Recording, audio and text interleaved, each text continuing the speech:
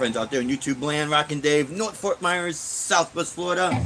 Welcome to Rockin' Ibanez Shreddin Saturday. Thank you for tuning in. We really appreciate it. Again, just creating stuff off of the loop pedal, off of the Digitech RP, and just loading up into loop pedal and just rocking out. You know, there's a guy out there named Dave Simpson, and he does a Q&A on Wednesdays, and he starts his show with him jamming, and he uses Zoom products, which they're great. They really are. They got some great amp sims, and for the money, it's like, oh, you really can't beat it. And he's got the built-in drums. The only thing I don't think it does very well is that octave, that bass octave. But other than that, you know, that's what he does. And I guess someone asked him, how does he create his live intros? He says it's just right there on the spot, right on the fly. And I agree with him 100% about improvising and playing in that moment. That's what I like about using this stuff, because I think really, in my opinion, for music, it sounds to me the best when it's just at that moment. That's why live concerts, I like when they do, you know, they improvise their solos and, you know, things like that. It's just something about that live spontaneous moment. You can only capture that moment in time, and it's nothing beats it, you know. So that's why I like doing stuff like that, and using these pedals. They work great, you know. They work really great. I also want to give a shout out to Robert's Guitar Dungeon. He gave me a comment on I'm pretty sure it was for my gig last night. I posted right at the gig. I was able to post up the video, and you know, Robert. What I like about Robert, you know, he does a lot of guitar reviews, and but he's got a lot of great insight. He just uploaded a video today that I didn't get a chance to watch. I'm gonna watch a little bit later, because he used to do retail, and he's got a great insight on retail and when things are sold, used, and you know how the used market works. He's got a lot of insight there. So if you haven't checked out his videos, go ahead and check him out.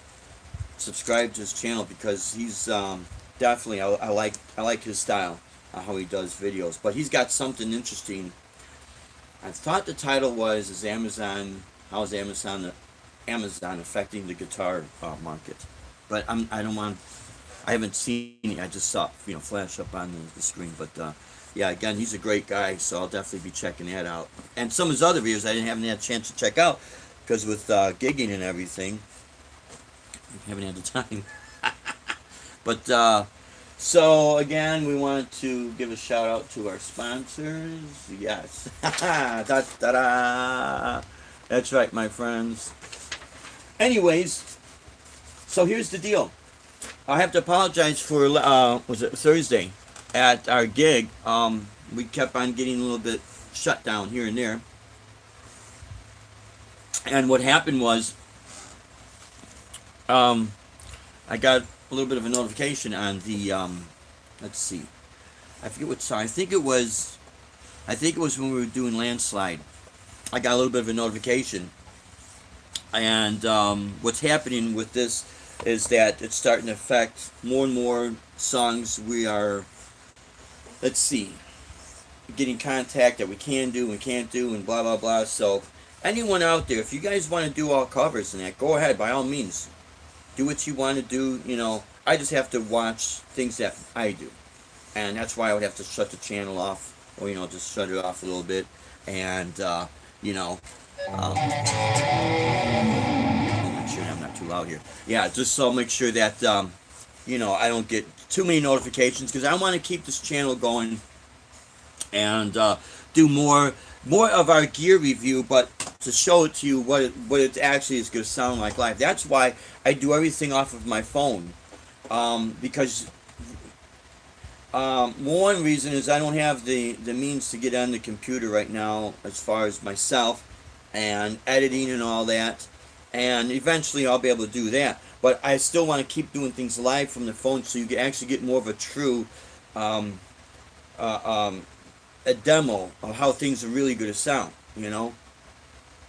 And you get kind of slow nights at some of these places down here during the week, you know. The season is starting to pick up a little bit, but it's be a little gradual pickup and that. So, Aaron God, how you doing, my friend? Arvin Gant, Thank you for joining in. Really appreciate it. Tell me if that's too loud. I want to make sure it's not, hitting the speakers or on your computer, distorting you.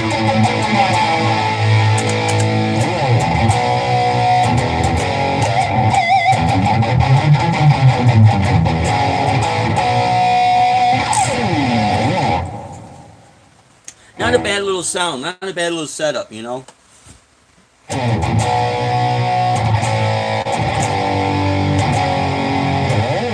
So when I do my intros, I've had people ask me, since I really don't do a lot of sleeping, I mean, some of it's pretty cool. It's just really not myself. Mitch Heyman, how you doing, my friend? Oh, I'm not backwards. Are you kidding? And you know what's weird, Mitch? Thanks for saying it, because I do have the camera facing me, so I could see the the chats and who's on and who's off and who's on first and who's on third.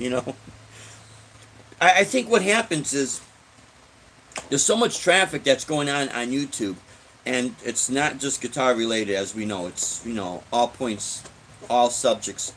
So they're just being so overwhelmed. So to keep things going as accurately as they can, they're trying to do their best. But I really don't think it's a YouTube situation. I think it's when we flip our phones that it's facing us. There's something in there that it just reverses it. But that's good to know. That's real good to know. Now, when we do our live gigs and when Deb is able to be there, she actually does not have to flip the phone so she could see herself. So when she does a videotaping, it's just like you do a normal camera, just pointing at the images and boom, I'm clearer too. Maybe they fixed something, who knows? I don't know what's going on, my friends. Maybe the moon and Venus lined up with each other, who knows?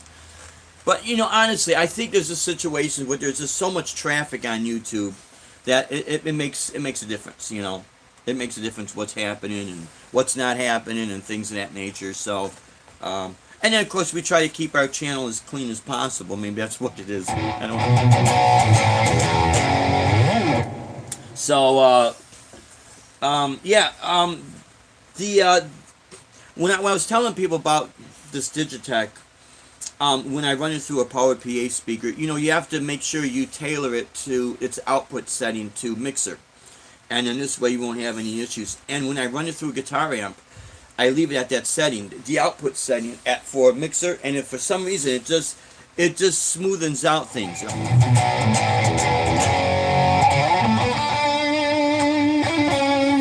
I kind of favor that singing tone more than the harsh,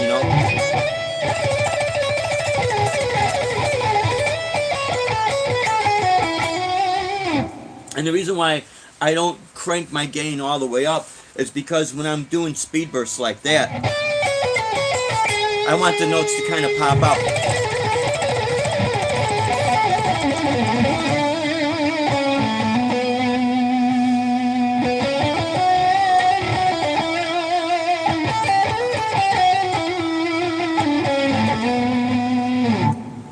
And it does help that a little bit. So, I think that's the secret to anything that's digital. Because the reality is when you crank everything like really loud, I think the secrets are to get rid of that real high hissing sound, is to back down on either your treble or your presence. And just, little by little, the more you crank up the volume, let's say the master volume on your amp. If you're running into a guitar amp, it's when you crank up that master volume, maybe back down a little bit on the presence, and a little bit on the treble, and not have the gain jacked up so high. Ed Dana, what is happening, my friend?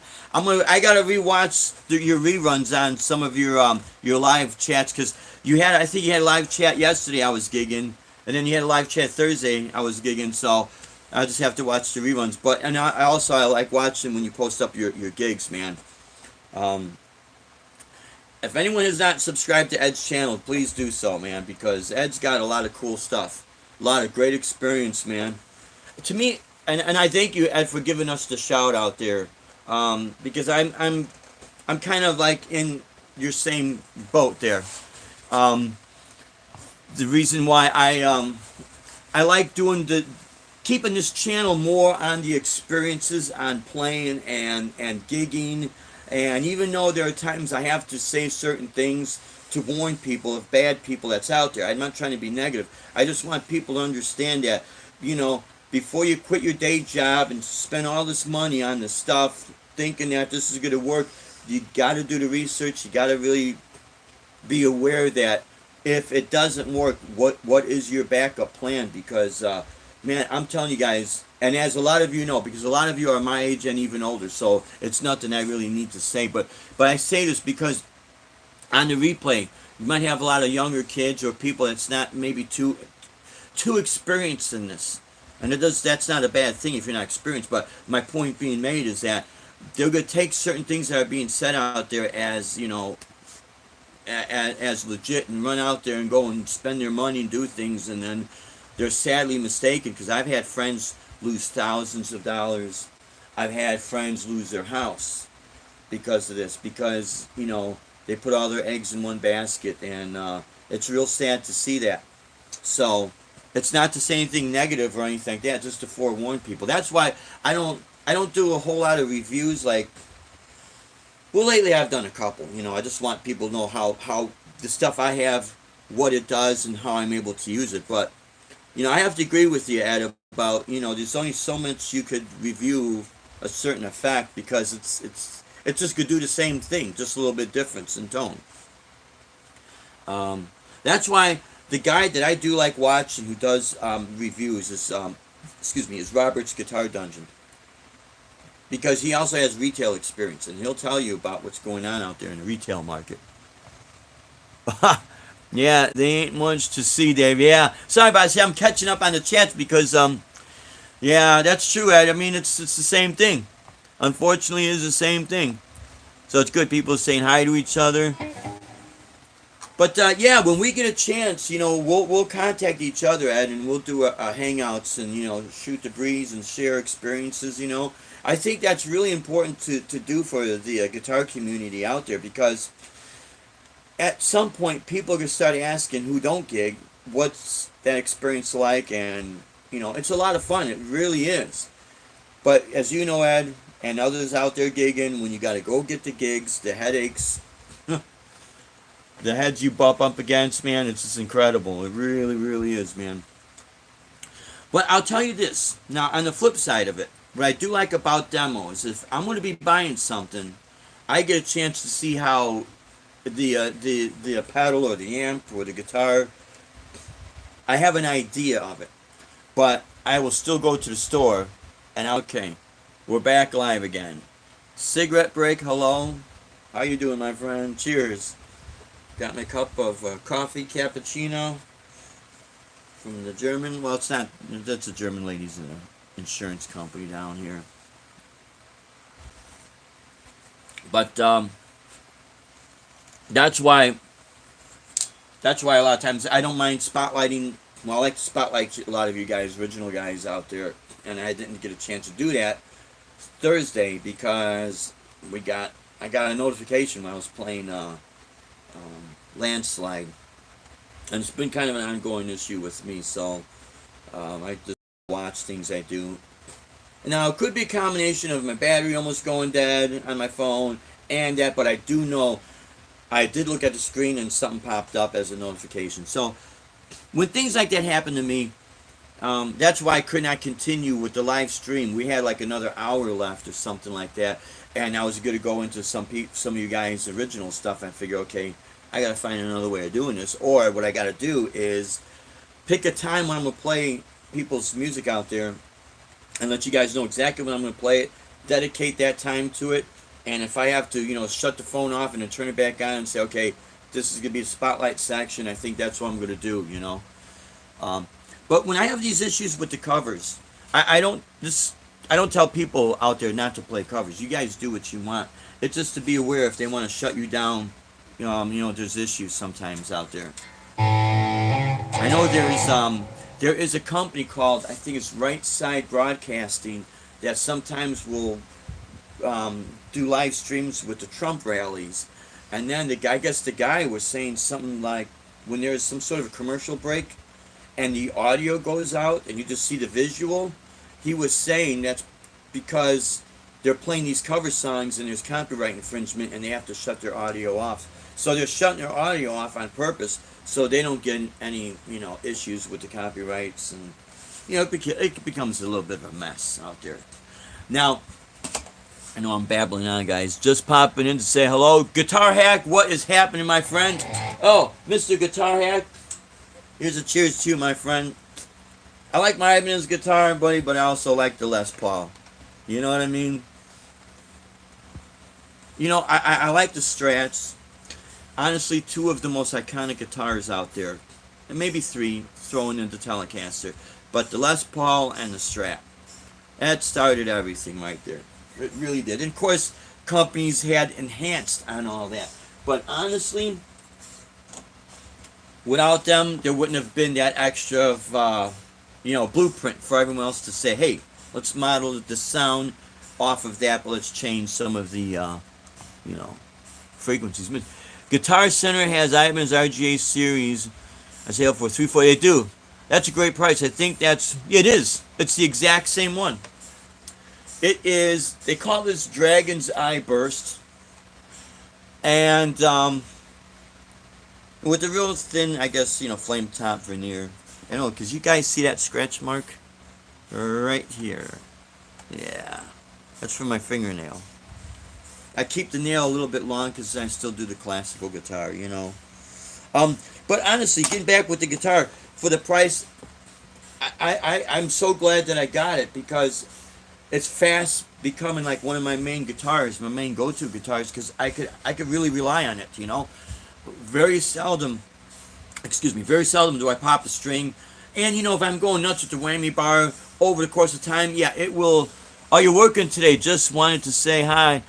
Have a great weekend for you too, Guitar Hack, and we'll catch some of your stuff, and we'll return the favor with hangouts for you when we get things all situated and we get some time, because I'm gonna do that with you and Joe Wentz from the Joe Wentz Project.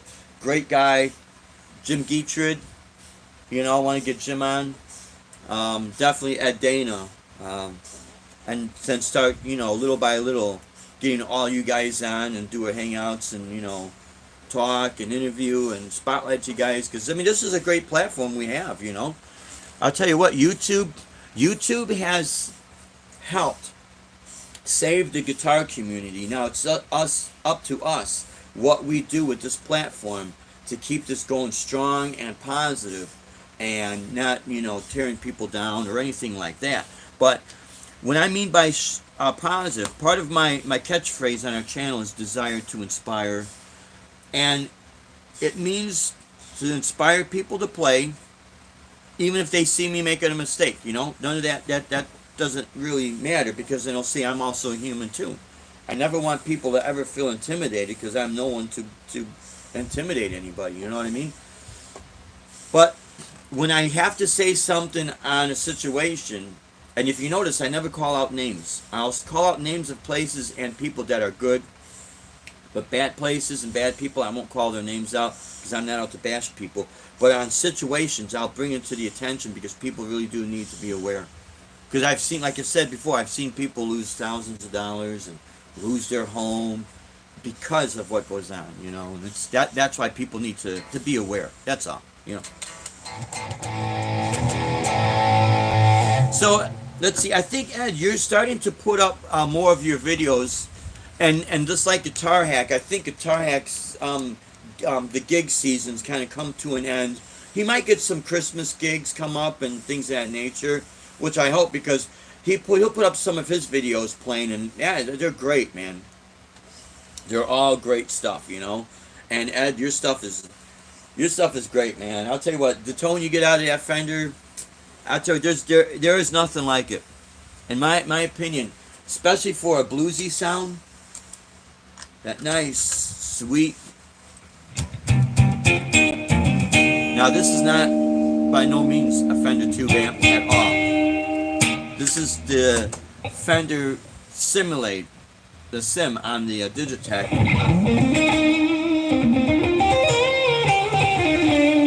with an Ibanez tube screamer, and I do use a compressor to help get a little bit of that compressed sound to simulate what the actual, like the Twin or the Blues Junior. But yeah, you get a great tone out of that amp, man. That's just nothing like it, you know. And there's something about this when you crank it up. Well, I don't have it really cranked up right now. It's not an overly hissy, saturated distortion. If you could do a lot of rock and metal, I'll use the Marshall / PV Mesa Boogie tone, but I always take my mids and bring them up because I still like to have that more of a roar sound as opposed to a hiss, if that makes any sense. Oh, let's see. I always feel intimidated because all other guitar players are so much better than me. You know, Mitch, here's the thing. You are going to have something, some sort of experience that is just going to totally leave a lot of us completely in the dust. And when I was younger, I was very fortunate to be able to jam with, learning my guitar chops with two of my best friends, Andy and Angel. And both Andy and Angel were great. Angel was phenomenally good. But we all lived very humbly. That, you know, when people say the word humble, some people will use it as a fancy term as being poor. And we had to do things the hard way. And we come to the realization that when you have to work harder, you know, you build yourself up. But since we were practicing scales and all that together with our metronomes, and we were kind of coaching each other. It was not a situation of I'm better than you, ha ha ha, you know. So when I used to get together with my other friends, and you know, back in the 80s, the metal bands and all that, not to say anything bad about these guys, because now they're, you know, everyone gets older, we all mature. That's what happens. When you're young, you know, you think you got the world by the backbone, and then as you get older, you find out you ain't got nothing by the backbone, you know, except your own destiny, you know. You got to be smart about things. But what started to happen was a lot of these guys would really make you feel like they were better than you, and you would never get up to these levels, you know. And that is so untrue, because in my opinion, what makes a good guitar player is not the fact how fast they could play. It's what they do with what they have. You do not have to know every scale in the scale book to be good. You just have to know how to make music. And honestly, and this is my opinion, but I'm going to stick to my opinion being solid, not because it's me, it's just because it's something that's been working. You as a performer, when you are very satisfied in what you're doing and the message you're conveying, you stand by it, you're firm on it, you believe in it, and you're able to make that projection work, then it's good. So in other words, you got a guitar player that comes out and he does something like this.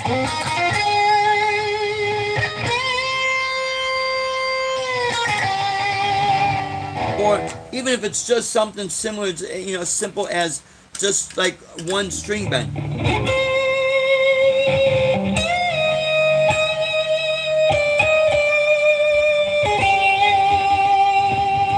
I hope that's not too much, because it's not. I'm not trying to make it too much. What I'm trying to get across is that sounding good is so monumental, so much more important than doing speed bursts and shredding.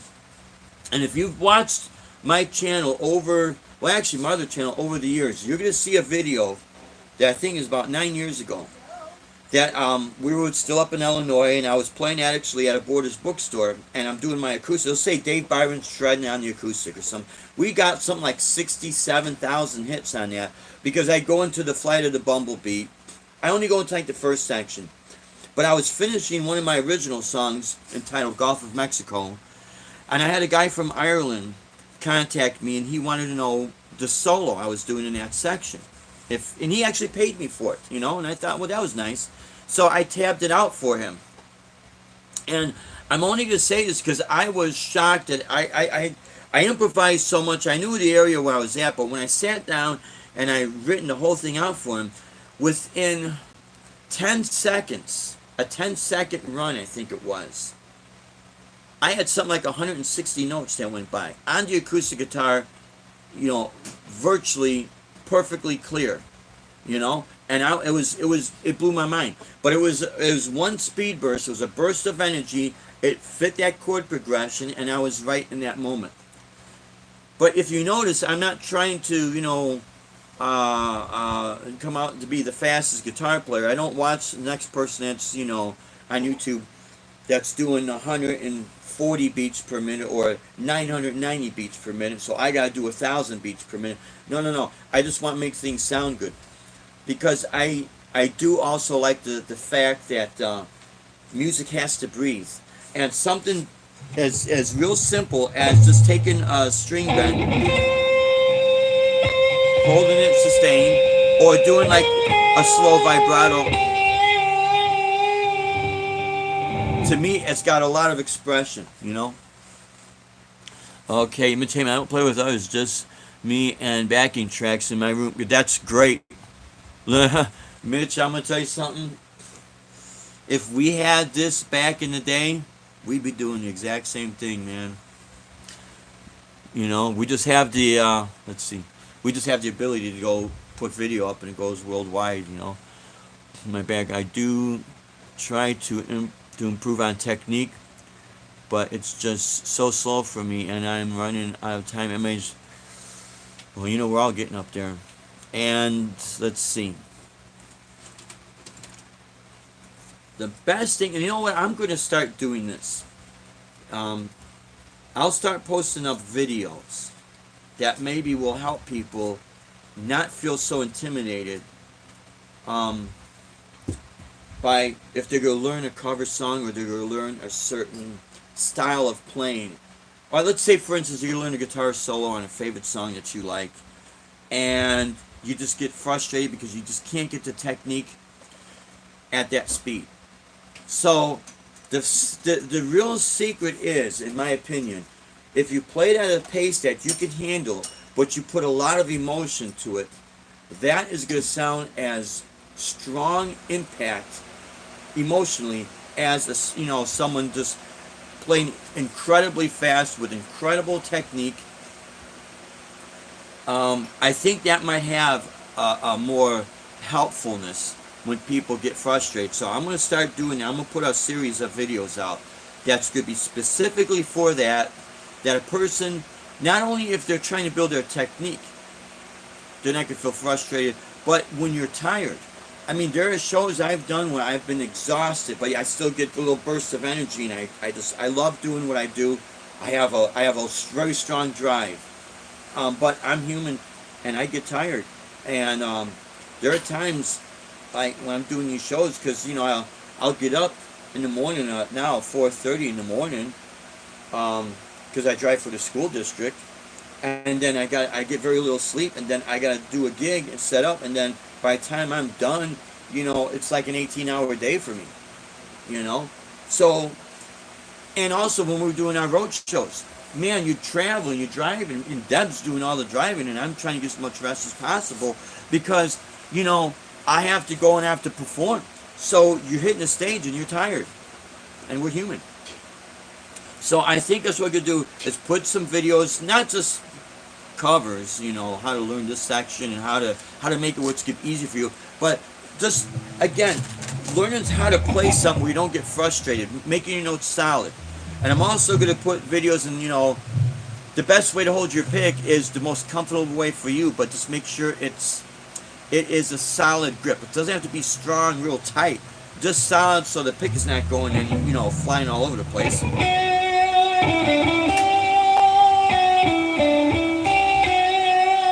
So, here, I might as well do this right now. If you guys could see, I got this new way of setting this thing up. Sorry, guys. Sorry about this. So, okay. Now, for people that, I hear a lot of people talk about they're just stuck in the pentatonic blues box scale. There's a little secret here. You don't have to whip out the scale book. Is it the Phrygian minor, augmented 13th, flat the 9th, augmented the 11th? forget it. And I'm not trying to knock music theory, guys, but don't overthink when you're trying to play and enjoy playing, right?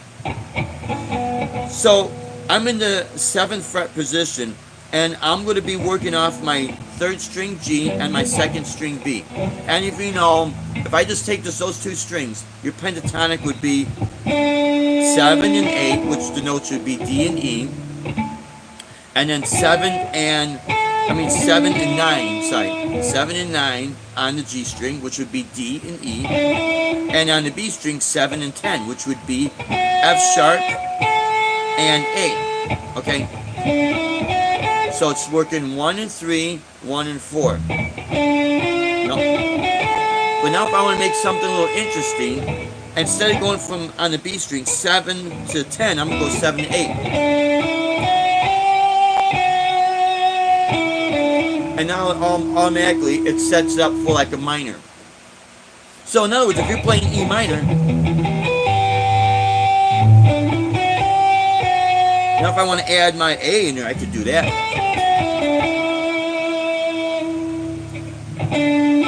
Now that's just note-wise. Now if you get into technique, because I just do a lot of alternate picking. Well, whichever way you start your pick, just make sure the note is solid. Because you ever notice, even in metal or when there's music that's exciting, and then you can have it in jazz fusion, you know, with it's building up that tension.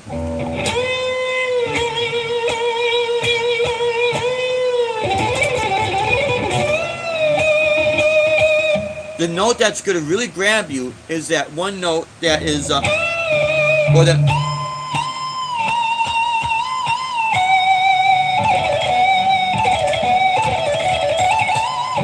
That's a little bit from the guitar solo from Al Di Meola's Race with the Devil on Spanish Highway. But it's that note that just grabs you. You could get more of an emotional impact, but you just have to mean it, you know. And again, the technique is gonna make the technique is gonna matter on that. But just have the patience, you know. See, I mean, I should look at it like that. No one is ever negative on my YouTube channel comments. I guess. You know what? Yeah, we are all our worst critics. Oh man. You know what inspires me? When I watch other people play. I'm not saying that I don't inspire myself. I critique myself is what happens. And I'll look at things, you know, watch the replay. I think one of the things, how can I say? I am very, very satisfied when I put up that video called In the End. It was a little jazz thing. And all of the melody, I think, is what. I was just improvising on it before I recorded.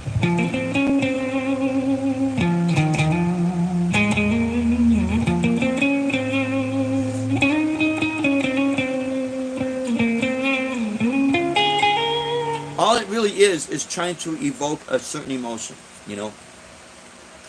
So, certain things like that, I'm pretty satisfied, and I know there's like, you know, if you ask 10 guitar players, you're going to have 10 different points of view of what they could put to it, you know.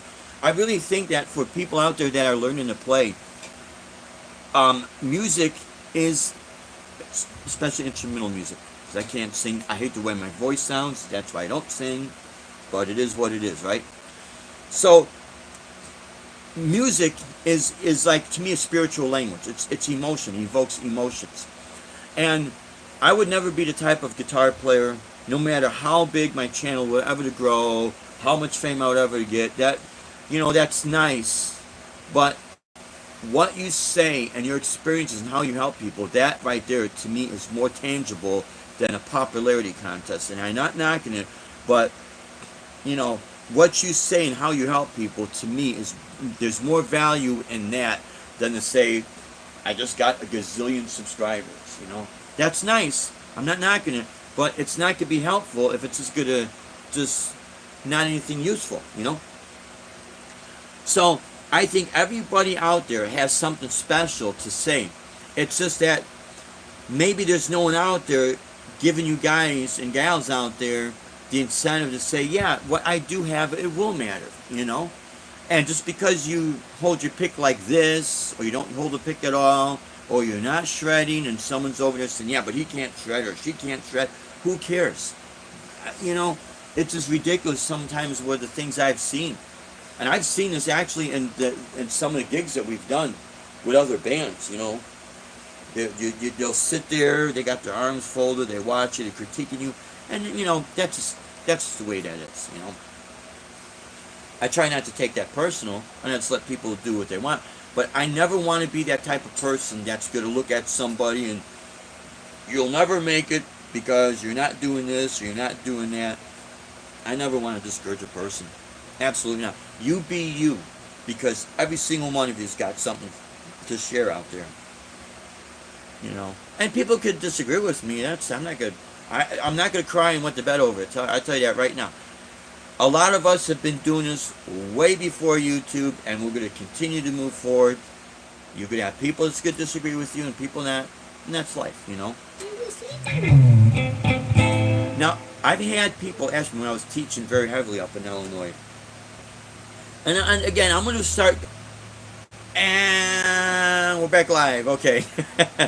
So, let's see. I'm going to try to catch up with the chats, my friends, because I'll tell you what, I get talking, and, you know, I apologize about that. Yeah, but again, Mitch, I'm my own worst enemy, too. Yeah, hey, Count Basie said something like, if you can play one note and make it swing, then you're really doing something. Absolutely. Absolutely. You know, and so did Miles Davis. He would say, sometimes what makes the music is the space in between, you know? And that's, you don't need to say anymore right there. Yeah, if you sound pretty good to me, yeah, and you know, I mean, he does. Mitch does sound good. You know what it is? We hear ourselves, we are with ourselves 24/7, you know? So we constantly hear what we do. And we're always searching, and I'll tell you what, man, you know, I don't care how much a person is established, you are always going to evolve, you know? Because it's part of growing in life, you know. We get older, our taste changes, there's something that inspires us. It could be a movie, it could be an experience, it could be watching someone's YouTube channel, you know. We all inspire each other. And so your guitar was only $350.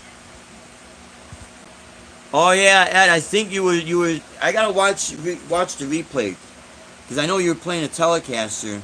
But, man, the sound you get out of that Strat is, man, dude, that's nice. And it's inspiring to watch that. I can't shred, but I can amuse myself with the guitar. Yeah, Jeff Underwood, you know, there was an interview with Steve Vai, and Lee, the captain at Undertones, was interviewing him. And Steve Vai made a comment, he gave a shout. Steve Vai gave a shout out to a guy that he's not a shredder or anything like that. He just has a really good YouTube channel and a good concept of playing and that.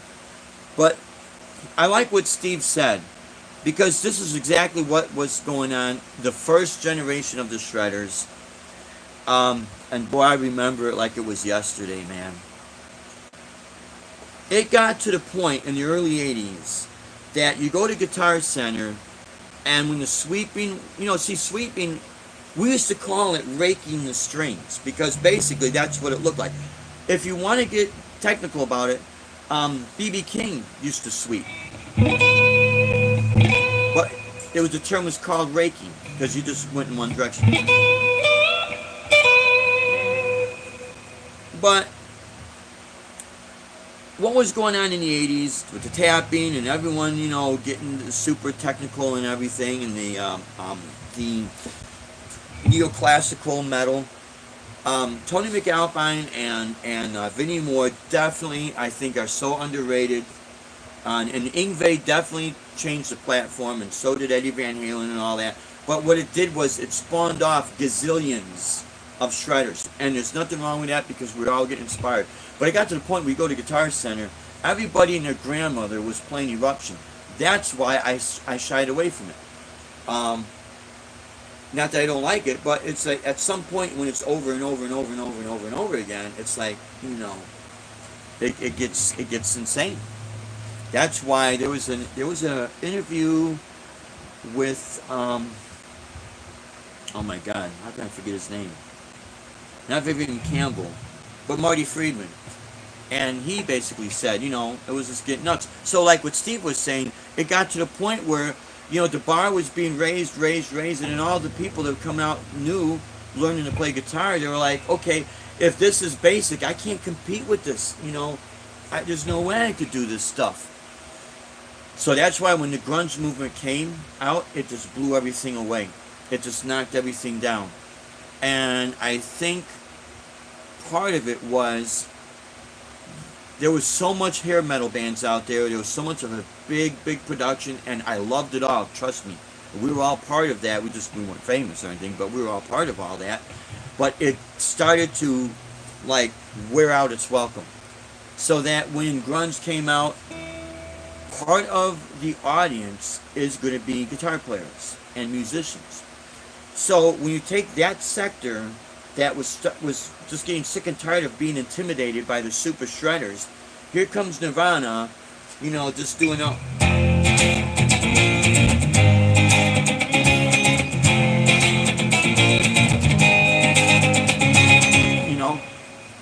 and just with the distortion.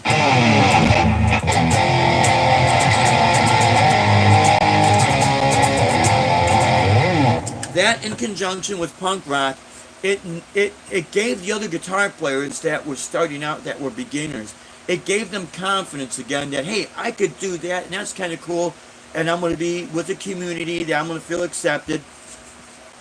Because if some of you guys remember, back then, in the 80s, the ego started to get, just massive. And it would start to get to the point where people were starting to look down on each other, and that's what ruined it. So when a person builds their technique, they get good on something. It doesn't mean that you're better than the next person. It just means that you're good at what you're doing.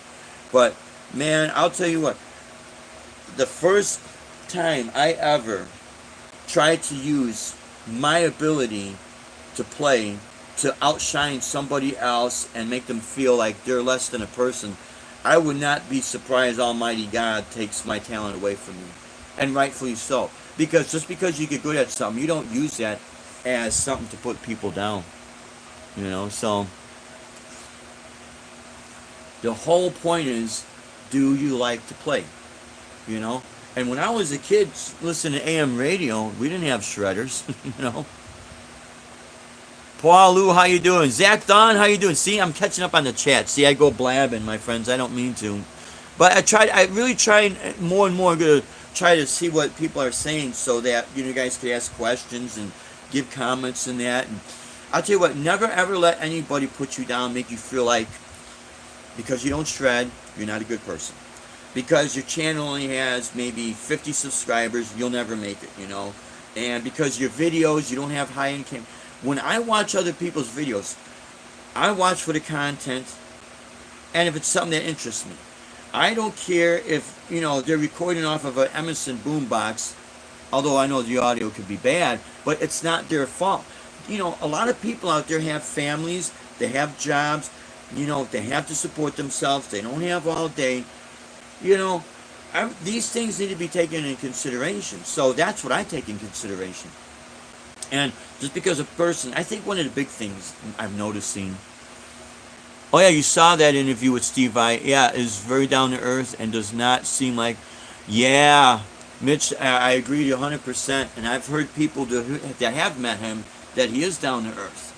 Hey, we all put our pants on one leg at a time. You know what I mean? And honestly, guys, I'm gonna ask you guys this question out there, Mr. Big Dan Hall. How you been, my friend? I'm just seeing you out there. Can't stay, but wanted to say hello to you and everyone in the. Hopefully, everyone is doing well. Yeah, we are, Big Dan Hall. We hope you're doing well too, my friend. We hope you're doing well. Hope everything. I hope everybody inspires you. Because that is the whole purpose of everybody as a whole. Even though we all have our own different inspired people. But what I was going to say is that right now, 2018, as we're speaking, right? And even Steve Vai would agree to this. So it's not saying anything bad about him, or Steve Vai, or Joe Satriani, or Yngwie. What I will say with Steve and Joe, they have very melodic playing, and so does Yngwie, but he has his niche. But let's take the three top guys out there, and Eddie Van Halen. Right now, and I have to be honest about this, okay?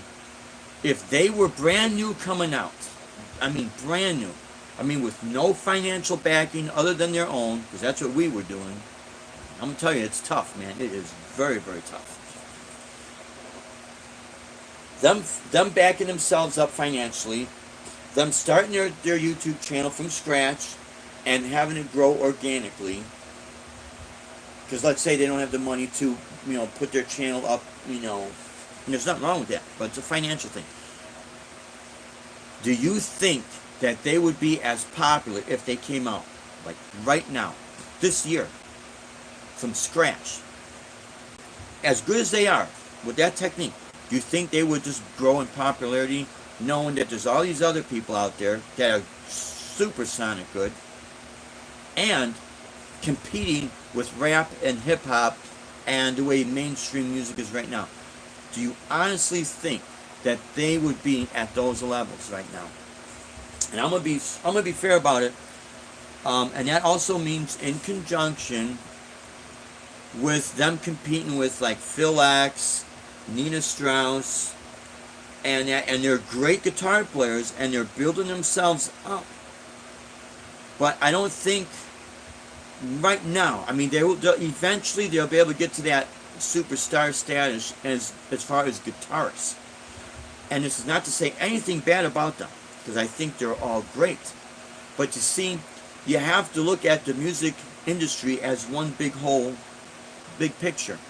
We as guitar players are also fighting against an industry that has been shoving the guitar down other than country and western.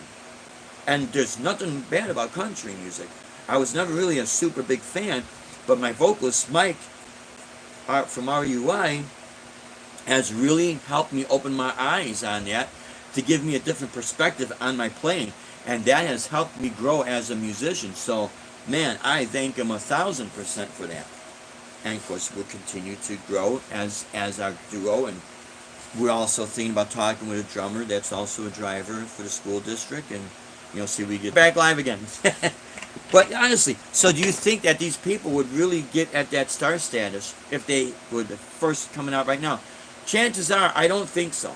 I'm not, and it's got nothing to do of them not being good guitar players, because they're great. But there's a lot of other great guitar players out there that, doesn't it seem they're having a hard time, they're getting their channel to grow, or they can't get maybe the endorsements or maybe the recognition that they do deserve, and it becomes tougher and tougher and tougher because it's a saturated market. And you put that in to the fact that guitar community, I don't care if it's the Ibanez brand, the Gibson brand, the Framus brand that's doing the GitCons, these are still companies that is in a music industry that the guitar is not the main push anymore. You know what I mean? It'll eventually come around, and that's what's nice with having this guitar community. That's going to help. It's kind of like a push and pull thing, The music industry, mainstream's here, YouTube is here. YouTube is definitely gaining ground, But then the mainstream sector, okay, they dig into their finances, they go to the bank, they borrow money.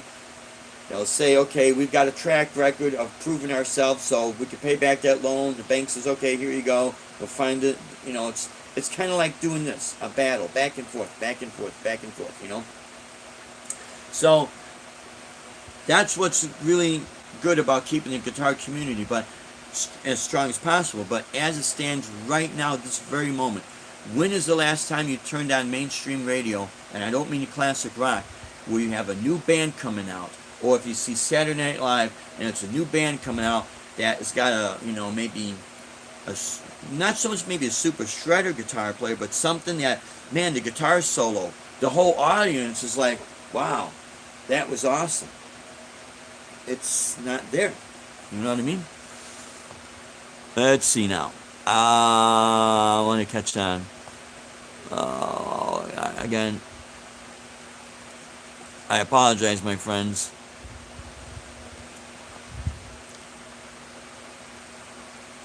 Yeah, it's good that everyone. Yeah, Big Dan, Deb's doing great too. We're back live again, my friends. You know, dropouts or something else. Okay, so I'm gonna go from here. Okay, from the bottom back up, and then I'll come back down again. Okay. Yeah, Jeff Underwood, that guy is great. Yeah, you know what? Greta Van Fleet is all I could think of. Yeah, Ed, you're right.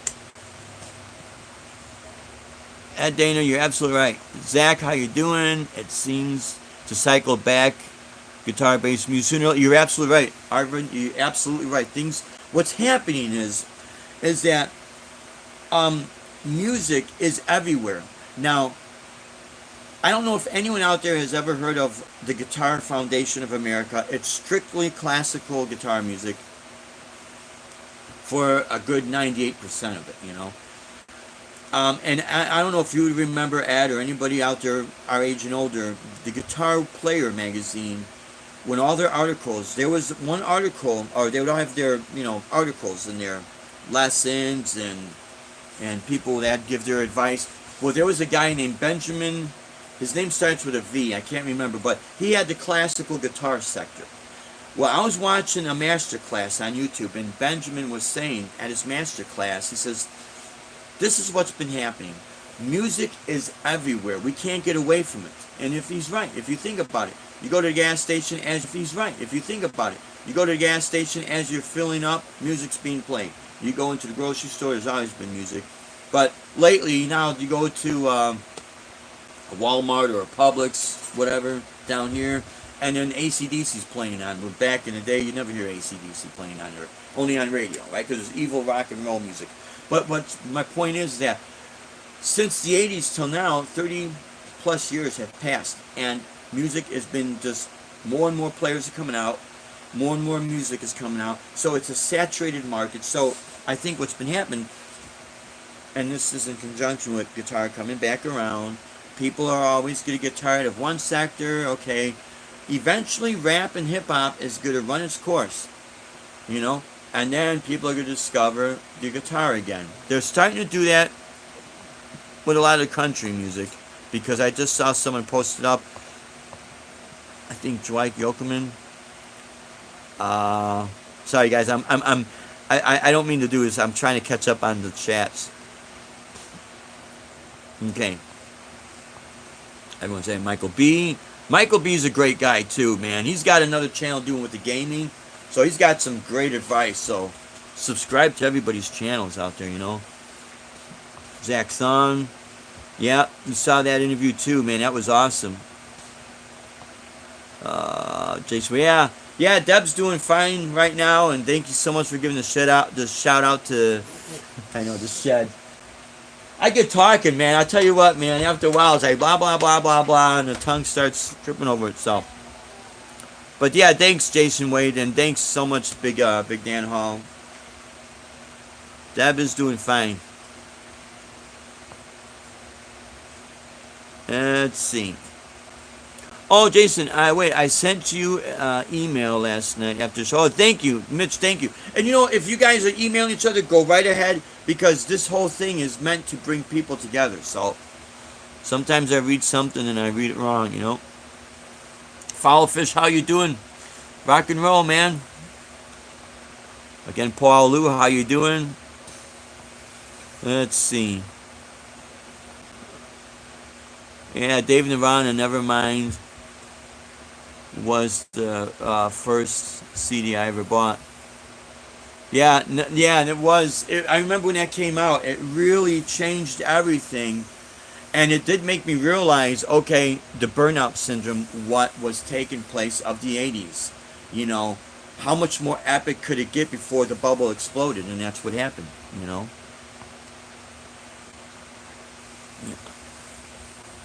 She,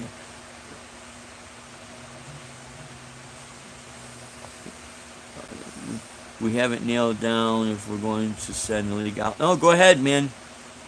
So I'm actually reading something that Jason is sending to Mitch. You know, here's another thing. If there's some way that we could do just a massive, like, guitar jam session on YouTube, man, that would be awesome. Jeff, which guitar was 350? Oh, Ed's asking Jeff. Hey, Big Dan, there's nothing wrong with playing a mean air guitar, man. I'll tell you what, we all played air guitar before we played the real deal. And you know what? The images that go on in a lot of our minds when we play is that image of when you're young. You know, like everyone says, sometimes it's the journey before you get to your destination. It's that journey right there that just, man, is magical. And I'll tell you what, I never forget those days. I think the one Dave was playing that. This is the one that at Guitar Center. Yeah, 350.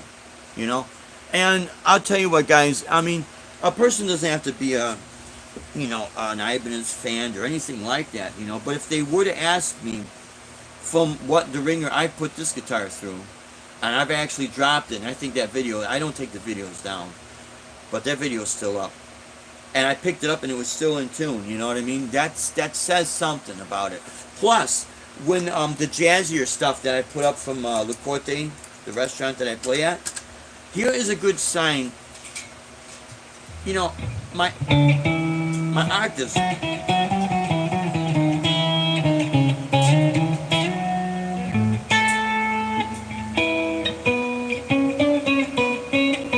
I'm going to show you guys in the upcoming video how to do what's called cross-string octaves, you know.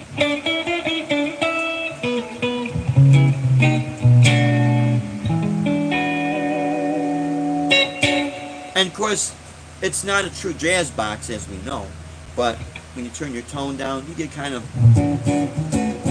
you know, you can kind of cheat a little bit to get through it.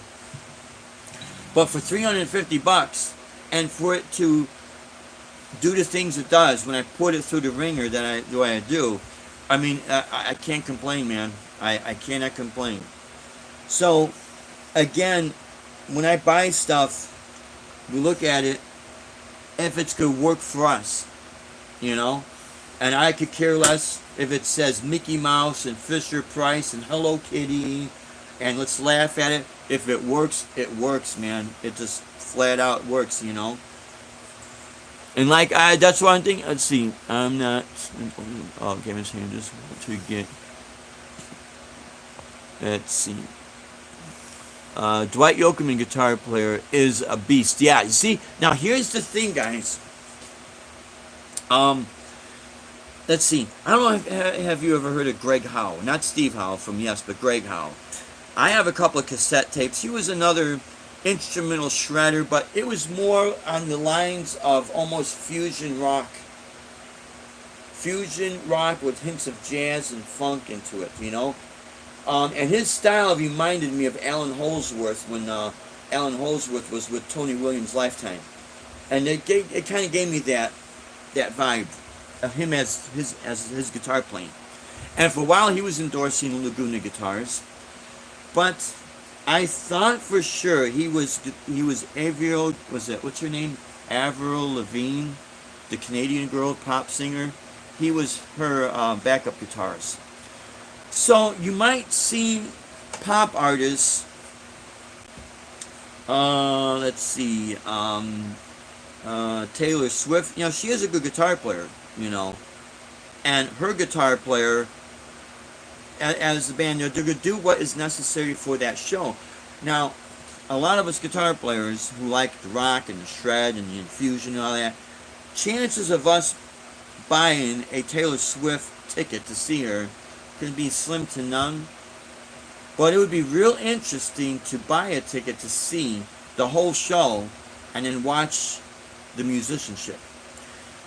Because one of the concerts I went to was, does anybody remember the girl Sheila E? She was a percussionist. And in the 80s, early 80s, she had a hit song called The Glamorous Life. And there was this girl that I was giving bass lessons to, and she she couldn't pay a couple of lessons, but her and her friend had a ticket. And she wanted to know if she could pay with the ticket. I says, okay, that's fine. Yeah, we could do that. So we went to the concert, and I can't remember who all was. God, I feel embarrassed. But I do remember Sheila E. coming out, opening up her concert, running across the stage, sliding across the stage right to her timbali set, grabbing her sticks.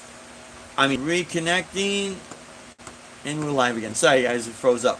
But what I was saying is that she's playing the hell out of timbales, throwing them up, and then they're playing their hits, but then within the whole show, they go in to expanding their songs, and now it's time to see the true musicianship. You're going to be real surprised what you see out there, because mainstream radio, mainstream media doesn't allow it. Why, I don't know, because they think everybody has to be dumbed down. That's why I don't like the industry so much. But it's when you go to the concert. So my point is, what is it? Dwight Yoakam's guitars is a beast. Yeah, you're going to see people that's just incredible. Okay, so again, I'm blabbing. We love you, and Oh, we thank you so much, Jason. We try to share our experiences. And whether you see me make a mistake, I have a brain fart, something happens, we want people to see all this to let them know that this is reality. This happens out there. Hey Dave, when will we see you play? Oh, the crafty Jake. You're going to be seeing me play this probably on, if not our next gig with RUI, on the 17th of November. Because I'm turning 55. We're doing a gig at Rusty, so I'll probably bring that out and bring that out more. I have it set to a drop D tuning right now. I might just go ahead and bring it back up to standard tuning so I can put it right in the right in the arsenal, because I'll tell you what, that guitar, I've had this guitar for 18 years now, something like that, yeah. And I'll tell you what, man, this thing totally rocks. The pickups are not super hot. So, that's a good thing, because if I need to do something clean sound, boom. A lot of my earlier CDs that are more jazz fusion based, with clean minor and major 7th chords, was played on this guitar, man, and it just has a killer tone. So it's a great guitar. It looks great. It's solid. Yeah, but thanks so much for mentioning that, because it's definitely something I gotta bust out of the retirement, man. It's just been a reliable guitar for me. Mr. 157 in the house, my friend. Why do I have a hard time pronouncing names? I'm so sorry, guys. You know that? It's let's see, who's that blind guy? Monster country player. I can't think of his name. Johnny something, maybe. Yeah. I know who you're talking about. I know exactly who you're talking about, and I can't think of the guy's name either. Fantastic player, man. You know who was an awesome guitar player? Was Roy Clark. He would do like one time, this is back in like the late 70s. He's advertising the tuning fork. He had a whole little kit with like a little lesson session or whatever it was. But he was advertising this new tuning fork, not an electronic tuner, a tuning fork, and he literally opened up that commercial with a speed burst, something like a.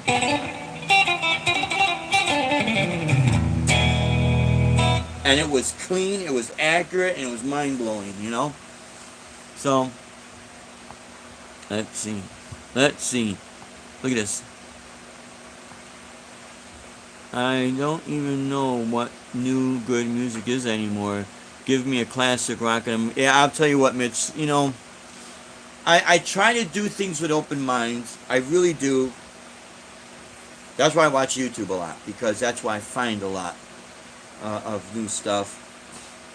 Um, without a lot of the classic rock, the melodies, you know, your intro, your verse, your chorus, your bridge, the melodies, man. I'll tell you what, there's nothing like it.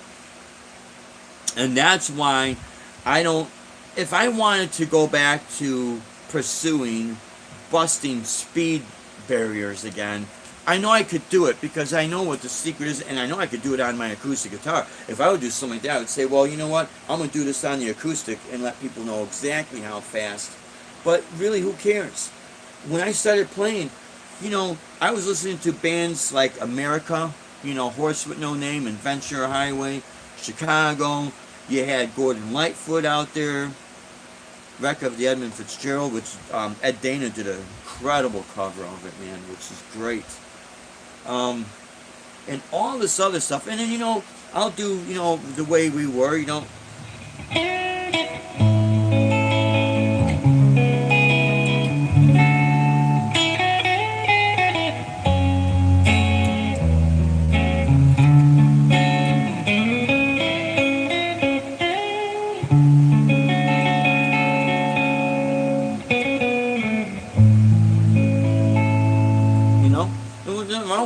It sounds nice.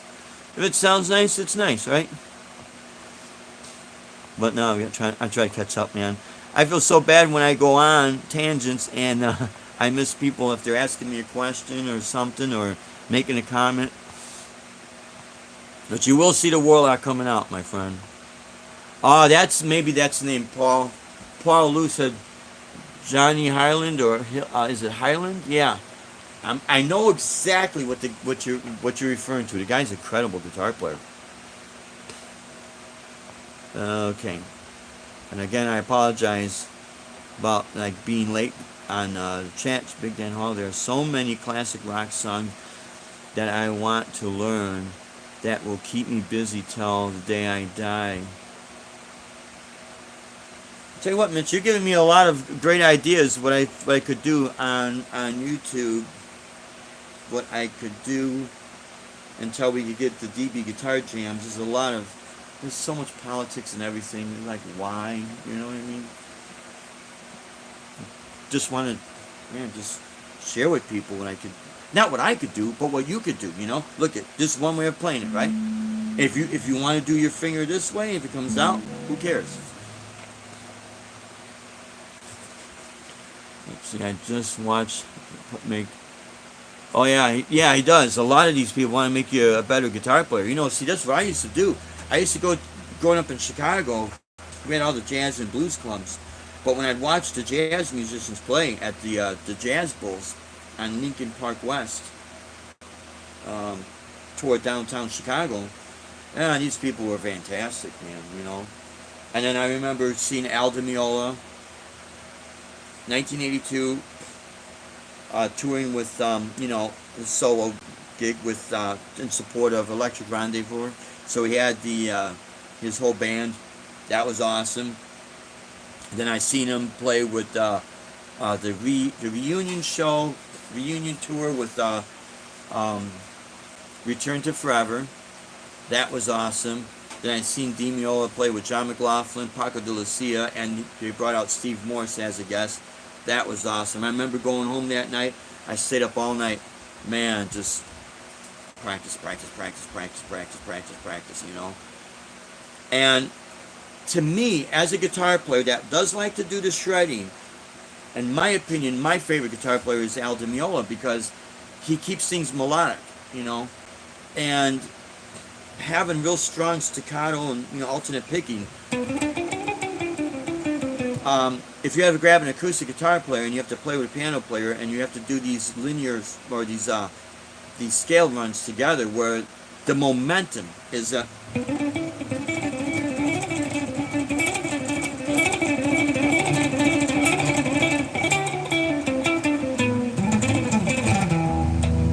legato, you can only do so much with legato. But if you have to do it on an acoustic, those notes are going to fade away, But he has melody, it's really to each their own. Guitar Center, let's see, Guitar Center, they have a blue one, and that style too. Yeah, they do. They have, I think it's called a Laguna, or something like that. Lagoon Blue or something. It's almost like an aqua type. And it's got the matching headstock. I'll tell you what I like about this, it does not have the arm contour, so for me, for my picking technique, I don't have to feel like my arm is bent, on the Strat. So it just helps, that's all. See, doing stuff like that, that's why I like, just with the alternate picking. And that's why you don't see me do a lot of sweeping and that. That's not my thing, But I do play arpeggios. A lot of times I'll just arpeggiate it.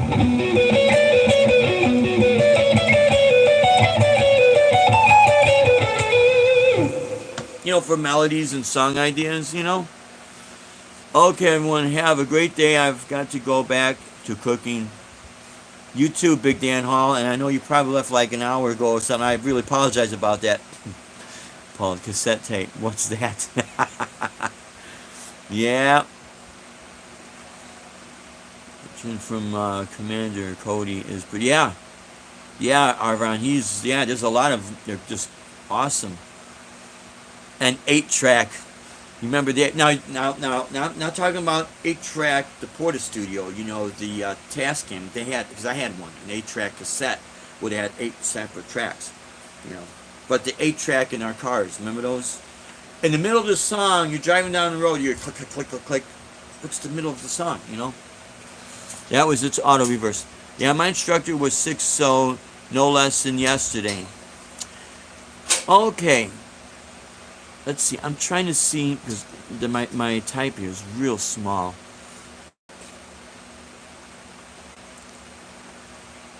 Okay. 157. So yeah, listen to what your instructor has, because if you get along with your instructor, that's great, But I do think any good instructor is going to tell you are going to learn from all types of people. That's just how it is. But if you have a good instructor, always stay with them, because you build a good relationship with him or her, whatever the case might be. And they really do try to help each other and help you out, Again, teaching, you'd be surprised. You'd be surprised what you could do as teaching. Just recently, and I'm back again, see? What I was going to say is that teaching is sharing your experiences. Now, just recently, before I say this, I do want to apologize about not being able to spotlight people's stuff that I wanted to yet at Thursday's gig. We will do it. I'm a dedicated time just for that, before we play any of those cover songs that I keep getting situations with. Anyways, but there is recently there is a girl. Her name's Rachel F. She did, I think, her first live chat, and she's getting good success. She's only been playing for a couple of years. She's early 20s. She's a college student or just graduated college or whatever the case. But it's interesting to watch her share her experiences, just like their girl Felipa, with young kids. Just because they've only been playing a couple of years, that doesn't mean they don't have an experience to share with people that are their age or even older, but they're starting out too.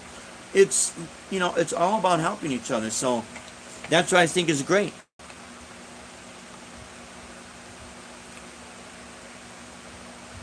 See, R2 locking a Shredmeister. Yeah, he's a great guitar player. Chicago guy too. Let's see again. Okay. R2, R3, what's happening, my friend? Again, sorry about this. Let's see. Miss Heyman, I had one in mine. Yeah, it's 1970 Impala. Okay. So, Let's see. Mr. Paul, hey Paul, do you remember 8-track players? Yeah. Tesco is selling blank cassette tapes again. Yeah. I don't think cassettes will go out. You know what it is? They're becoming more and more expensive to make. Has ever any of you guys gone to even, let's say, this Walmart? You know, you go buy your SD card for your camera. I happened to see the video cassette tapes. Let's see if I could pull one of them out here. You guys are going to know what I'm talking about.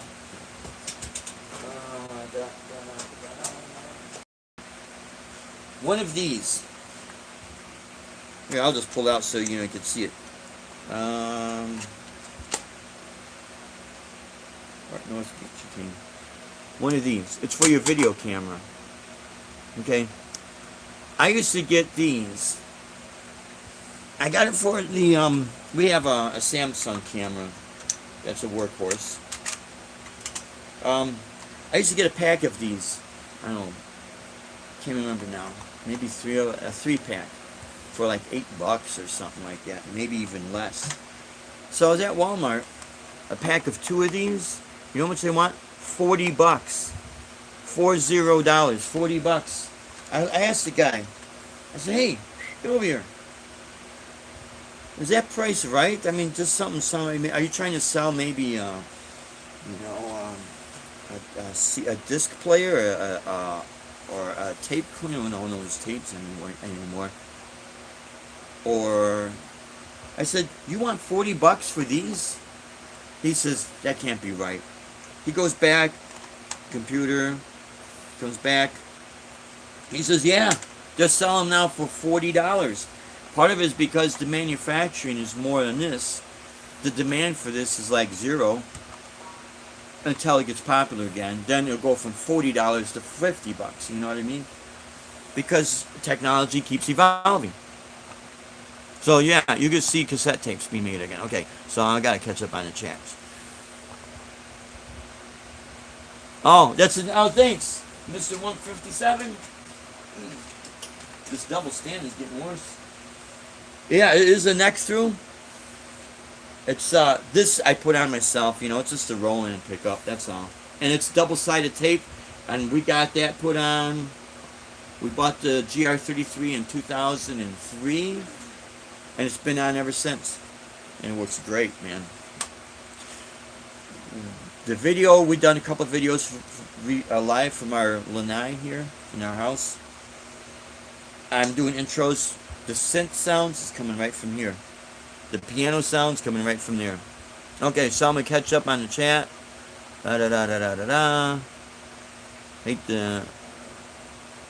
Let's see. I was listening to the Stones and Steely Dan last night. I used to have, back in the day, the albums. Let's see. So everyone knows about, Jumpin' Jack Flash.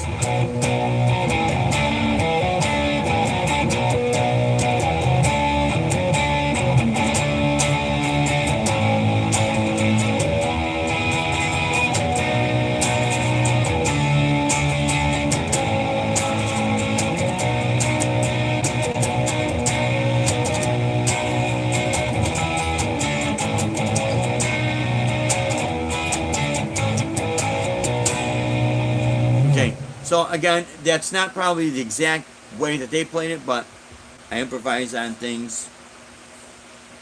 Anyways, that, and then do it again. Oh, I used to know that song. Crap, you ever have a brain fart, guys?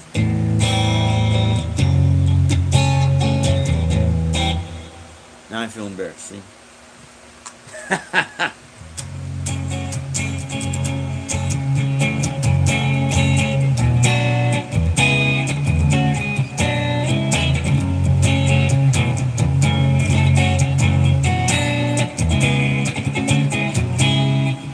Back jack, do it again, something like that. See, this is all stuff, growing up. Okay. See, I've got, let's see, Paul Lou. I've got to put my Les Paul in the shop for some work. Replace the brass. Okay. Oh, the brass zero out. I mean zero nut with titanium nut. Scared to death it'll come out plain feeling different. Yeah. You know, here's the thing, it's too bad. Depending on how close you live to the Gibson factory, and I don't know where you're at, but just to contact Gibson and just ask them. You know, when I was in trade school, now I know I'm kind of just changing subjects here, but the reason why I'm going to say this is because one of my instructors at ETI for heating and air conditioning, it was a HVAC trade school I went to. I had a substitute instructor from one of the programs. God, I can't remember what sector it was in now. It could have been for the air conditioning section, because we went over gas heat, electric heat, oil heat, hot water boilers, steam boilers, you know, so we have different instructors. But this one guy in particular, his name was Phil Candela. He loved the industry. He had to do things the hard way. He learned a lot by making mistakes. But he used to tell us, he said, guys, I'm telling you, you ever have a situation that you need to understand something, call the manufacturer, ask to speak to an engineer. He says, what's the worst thing they're going to do? Hang up on you, tell you get lost, click. Never be afraid, you know, and when he said that to me, that stayed in my head. And then later on when we had our own HVAC shop, which my wife helped me all the way, man. I'm not taking 100% credit on that. I just went to school, worked for a couple of companies. She helped me get the business going, and she was more of the backbone of the business than I was, but I'd be out there working. But because of my wife's leadership and what that guy told me, and how I had to deal with these builders out there, and you know, now it's my name on the truck, I'm the boss, blah blah blah, but I'm responsible, man, it just, you straighten up so fast, man, because you have to. And we're not talking about this, we're talking about something that house could blow up, liability is just phenomenally high out there. You just learn how to step up your game by just miles. But that simple thing that he said, call a manufacturer. So, you feel scared about taking your Gibson in because, hey, I don't want to have anything happen to, I really do like this guitar a lot, you know. They're expensive. They'll hold their value. Well, I'm sure they're going to hold their value. I don't care what, because the name has been around for so long. That does speak volumes there. Do I agree with everything they've done? No, but they're still an improvement. But my point is, if you feel embarrassed or feel scared about taking this in, unless it is a reputable luthier that has a track record, and you feel scared, just call the Gibson factory and say, look guys, I have a situation with the guitar. What would you suggest? Can I talk with the guy that, you know, did the fretting work on the guitar? What's the guy, you know, as a person that had to do something, you know what I mean? Or he pushed the buttons on the program. He has something to do with that whole process. Never feel, you know, scared to call somebody, because once you start, let's say, once you go to an outside source, if there's a warranty on it, then you void your warranty. And then when you try to take it back, now you're really paying bucks, you know what I mean? And a lot of people don't have the money. So, yeah, I agree with you. I would feel a little bit nervous about doing that too, because I don't do work like that on the guitars, you know. I would consult somebody that knows what they're doing and has a proven track record and is not afraid to say, hey guys, I made a mistake on this project, but I want to show you why I made the mistake, so that if you attempt to do this, be aware of this, or this is a situation that can happen, so just be aware of that, you know. Anyways, I want to catch up on crap. I saw an old black and white photo today of Thin Lizzy in a rowing boat. Yeah, I saw not too long ago an old video, 1972, of the Scorpions, the band the Scorpions, you know, playing, I forget what the name of the song was now. And it was very, 1972, and it was very hippie based. Like, just how the guitar sounded, just how, like, even the old Black Sabbath, the whole rhythm section, you know, even with a lot of the moving bass lines, if you notice, and I do this a lot, I just like the way it sounds, but, you know,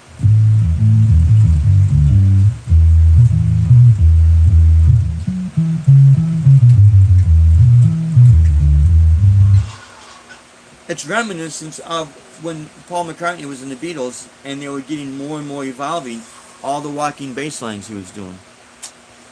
So, vinyl is really expensive now. I'm glad I call. I wish I would have kept mine. Oh, Deb has hers, but boy, do I wish I would have kept mine. I saw at Guitar Center Led Zeppelin 4 with Stairway to Heaven on it, going for something like 25 or 30 bucks. When I bought my album back in the day, I think I paid $8.99 for it. At Rose Records, was it? Yeah, Rose Records, Chicago, Illinois, on Ashland and Avenue and School Street. One of my first songs I learned on guitar, Jumpin' Jack Flash. Yeah. Well, that was one of them, but actually the very first song I learned, it was on the nylon string guitar, was in grade school. And I thought I was going to play the bass because it was electric. I thought, cool, I'm going to play the bass.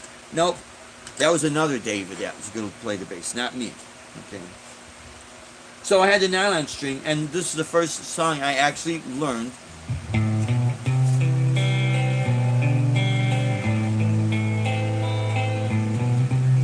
From Stairway to Heaven, because I had to do a chord progression that involved A minor to C. And I can't remember if the descending note was from C, B. I think it was C, B, and A minor.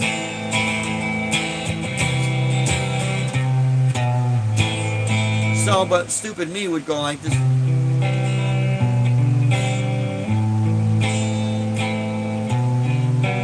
And then, you know, when you're fooling around, over the course of time, you make mistakes. But sometimes those mistakes, it sparks something like, hey, that sounds familiar. So that's how I learned on that. Otherwise, it's smoke on the water, you know? No.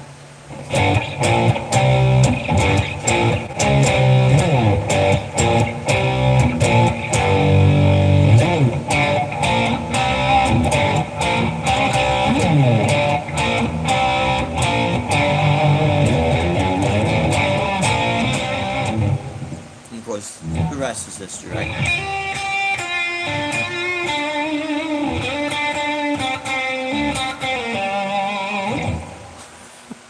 Just having a little fun there. I love Fender and Gibson guitars. Yeah, they really are. Love the Scorpions too, man. You know, I do have, you know, honestly, I do have some of the backing tracks. Remember the Hal Leonard guitar backing tracks? I have some of those. Of course, now everything is on YouTube, right? You just download something. And I will, guys and gals out there, I will continue with RUI doing as much covers and with the Guitar Heroes incorporating these songs. And then as they contact me, then, okay, if I got to pull it out, okay, then I pull it out, you know. But I forgot to say this, but Mike didn't. You know, he gave a shout out to all the artists, the songs that we play, to please support them, you know. Which I thought that was cool, you know. $40 for a cassette tape, huh? Sorry, guys. Did we ask everybody to put Mike in their prayers for his back? Oh yeah, I wanted to say this anyways. What about a bit of Scorpion, China White? Oh, that I gotta look up. That's right. So yeah, Deb just reminded me, and I wasn't really gonna do this, but I guess my vocalist Mike, he did put up on Facebook that yesterday morning his dad passed away, and I wanted to give him condolences and that, which I did. Actually, I said to him on Thursday that I was hoping for his dad to get better, but he was saying his dad wasn't going to get better. You know, it was, and It was tough. It's been tough, and I'll tell you what, man. That guy is such a great guy working with. That's why I don't want to work with any other vocalist but him, because of everything he's gone through. He's just, man, just stayed solid, you know. And that's why there's certain songs, you know, we've had a hard time going over, because he was going to the hospital, trying to help his dad out, visit him as much as possible, and you know, in situations like that, and performing, it is tough. It is very, very tough. You go through these emotional roller coaster rides, and you still got to perform, you know. So I just wanted to give him a, you know, it's a sad note that it happened, and you know, we got our show coming up. Ooh, I gotta look at the calendar. I know Saturday we're gonna be at AmFest 81. You know, so it's tough. It's real tough. Watchman for you. Love the Scorpions, 6 strings. Yeah. Yeah. China White, Scorpions China. I'm gonna check that out. I do know. Well, the Gates of Babylon was Rainbow.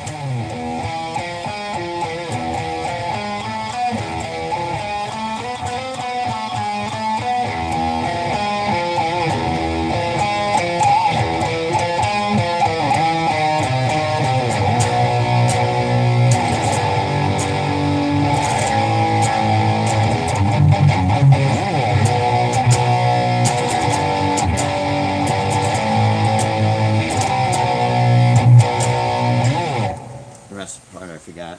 I just have to relearn it. But you know, okay, and everyone's gonna, you know, with this, yeah, it's off the Blackout CD. And yeah, that's right. Oh man, I used to play that song Blackout, but the only time I played it was when it first came out.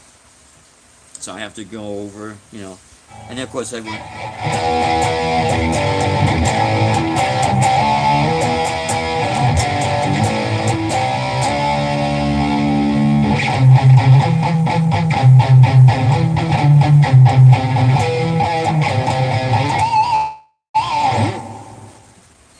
But there's a lot of classic stuff that they did. See, a lot of people, we kind of forget, because we go with our daily lives, and then we remember Scorpions, you know, in the '80s, and then with Blackout and the song The Zoo and that. But we forget these are all bands that actually started a lot earlier.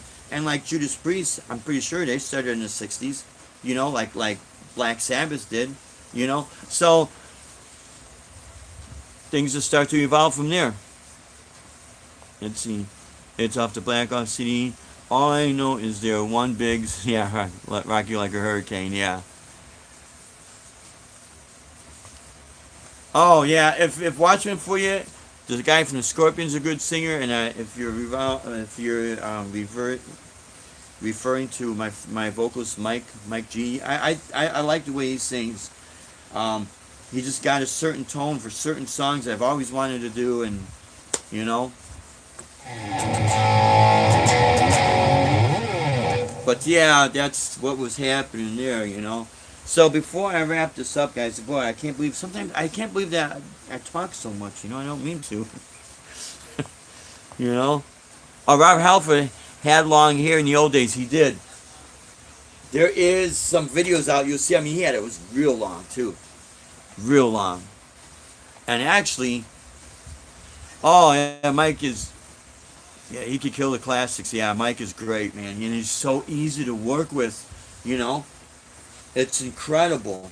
It really is incredible.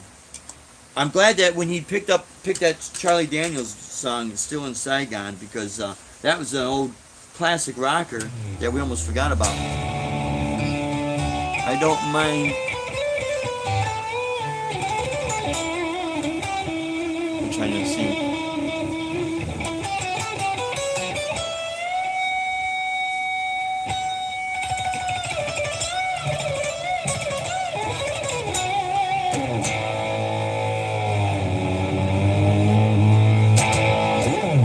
So let's see. Let's see if I can pull something up here.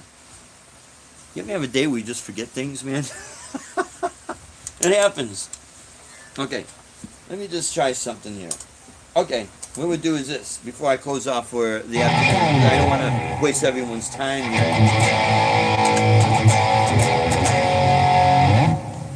This, in conjunction with all the other stuff I'm going to start putting up on YouTube, I will do a video using the S drum with the Trio Plus together, and then get into more in depth how some of the stuff, it works.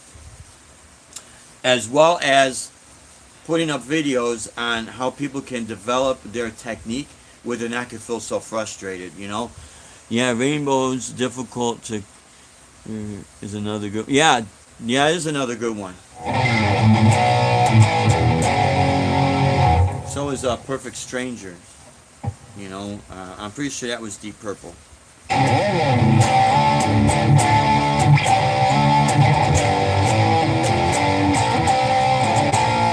So, I'm going to add the drums from the Digitech, but we're going to take it to this. Let's see what we got here.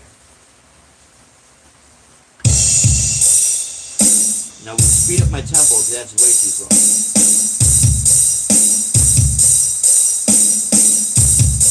Yeah, I just brought my tempo up to 135 beats per minute.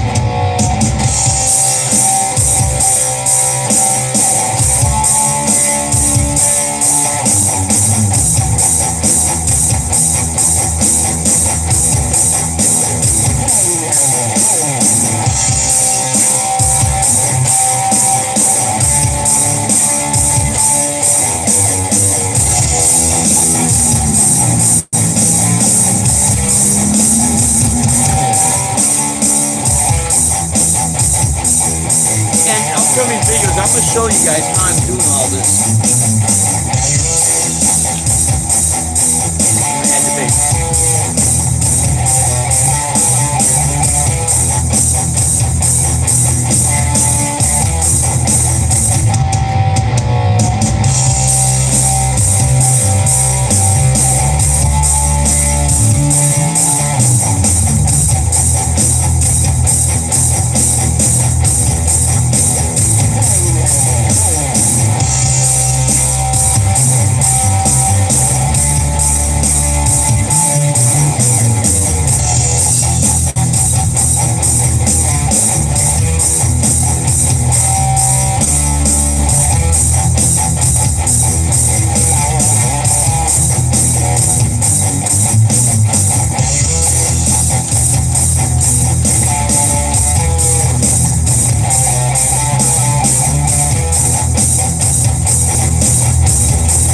Back live again. You know what happened.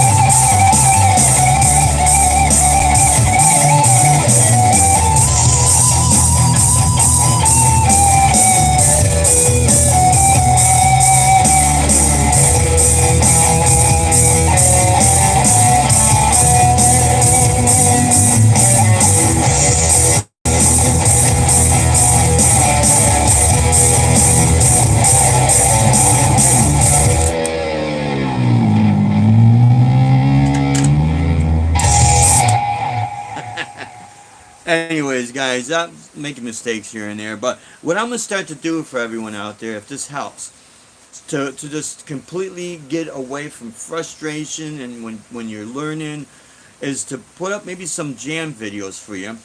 It's just like some rhythms, that is something like that, but something, simple. So then this way, it'll be you guys playing the leads and the melodies, and you'll just have that as a backing track.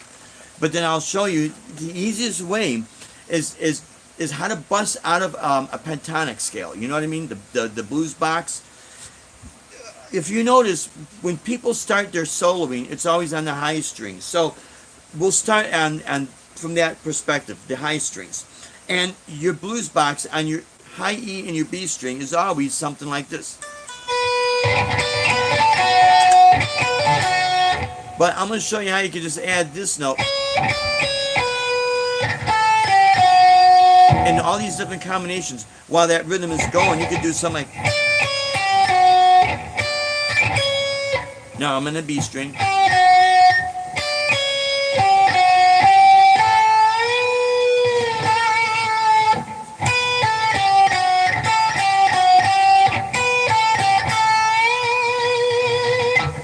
I think really the hardest thing is really that there is, if you think about it, is doing string bends.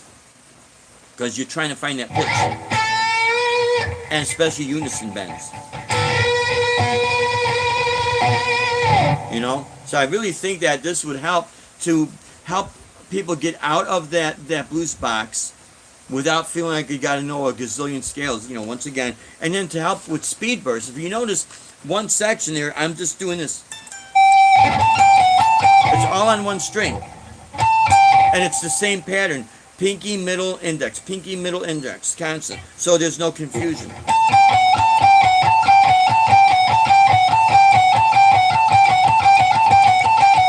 If ever anyone wanted to build up their speed, for speed bursts,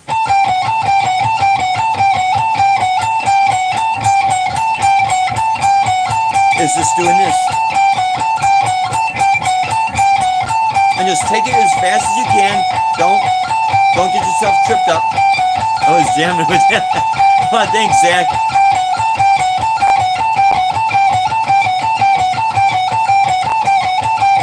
And it's just real simple because it's the same pattern.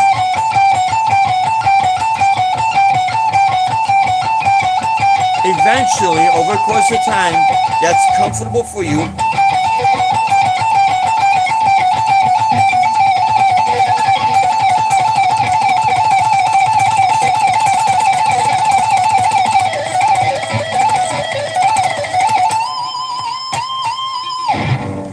Out of that speed burst, I really think the most impact moment is this. I mean, the speeding is it's fun, don't get me wrong. But even on one string, it's the easiest way to gain control of your right hand picking.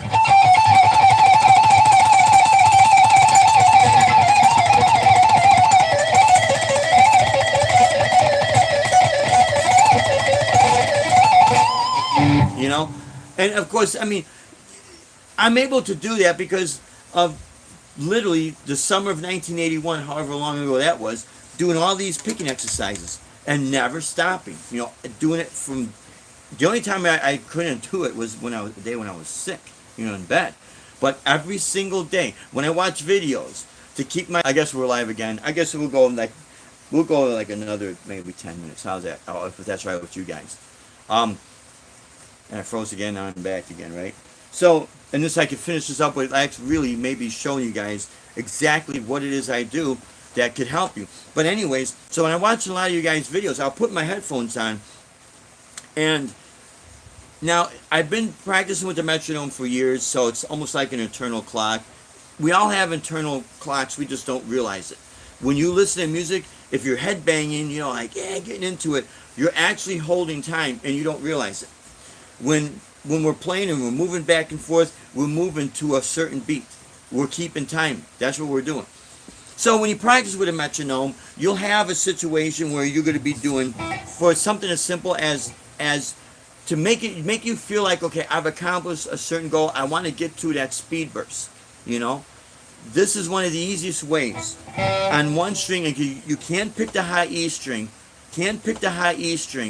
but just keep in mind, after you get that developed, try it on the B string because you got strings next to each other. Here, for instance, I'll do that. I cramp up so bad when I go. You know what? Yeah, that right there, Mitch. We just made an interesting point. Yeah, I cramp up so bad when I go speed bursting. Yeah, okay. Building it up to that point is one thing.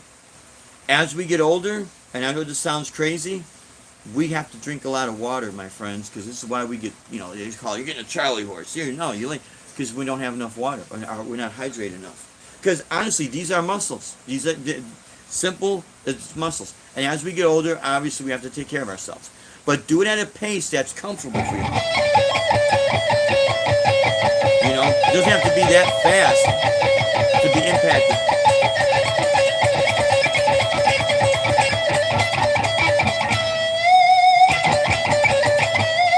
Right there now, you got an emotional statement, and you're actually hitting the string a little harder, bringing out more of an emotion. That's what it really is. But I'm gonna see if I can get that fast on the B string. I got strings next to each other, right?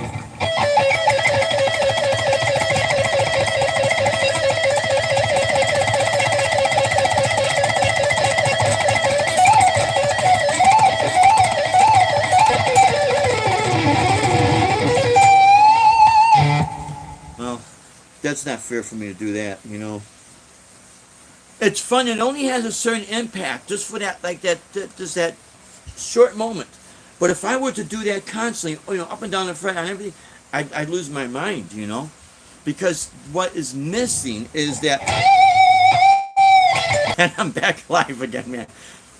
They cut the cord, then they solder it back together, they wing nut it, put the electrical tape around it, wing nut it. Man, good, we got a connection. Good.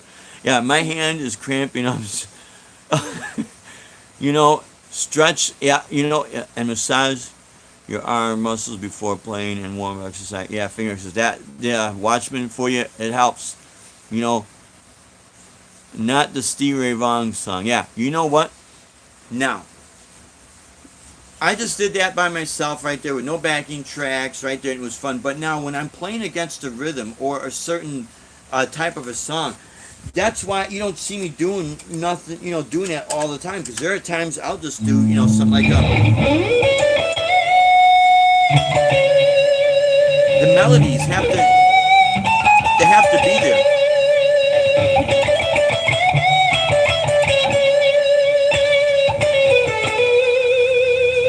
So, speed burst, getting the alternate picking technique, it was a challenge for me. It really was.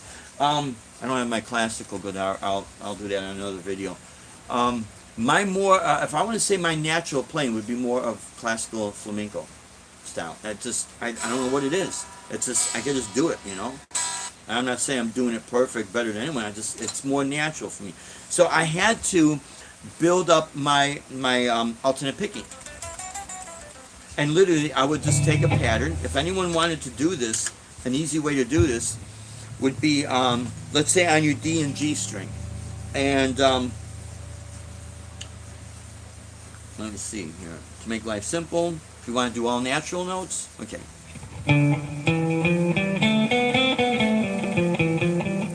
E, F, G, A, B, C, and back.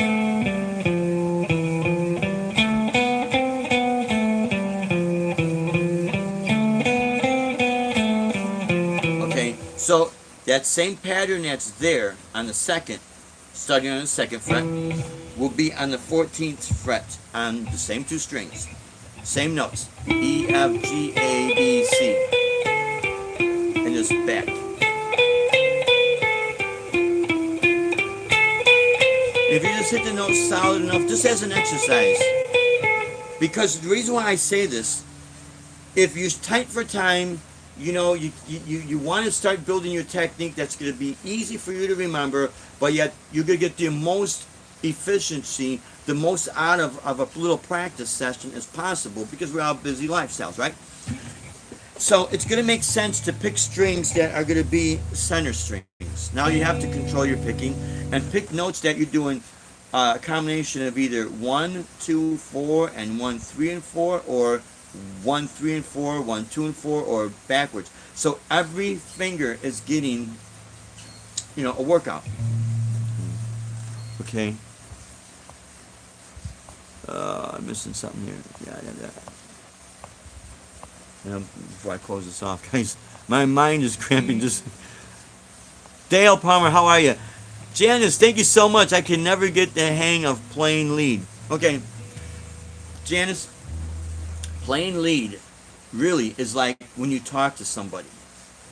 Now, and I'm glad that you said that, because now this is the scales and the speed burst. It's fun, but it does depict a certain emotion, like anything depicts an emotion. So for technique, if you build that, and if you add your overdrive,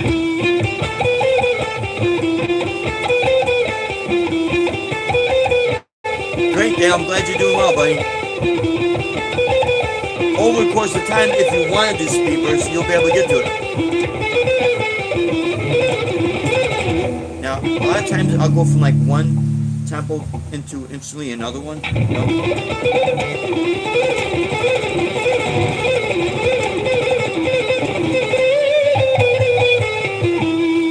Okay. But when you come into like a phrasing or like speaking, that's basically what it is. If I take those exact same notes, but now I want to convey an emotion.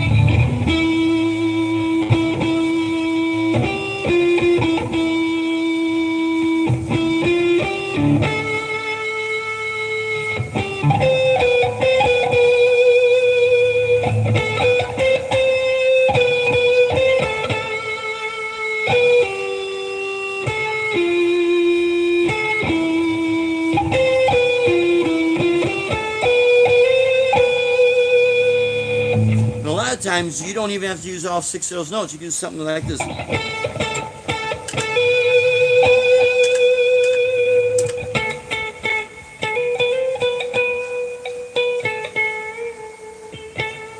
You know what I mean? And I'll, again, over the course of time, try to make it as simple as possible so people don't have to feel so frustrated.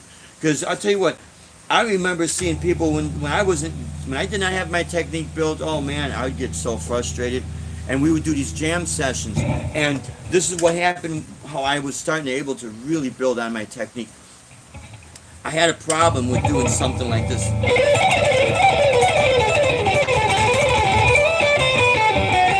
To run up and down the neck. So my situation, I was purposely watching what my picking hand was, because I didn't have this in control, So I would do the run like this. And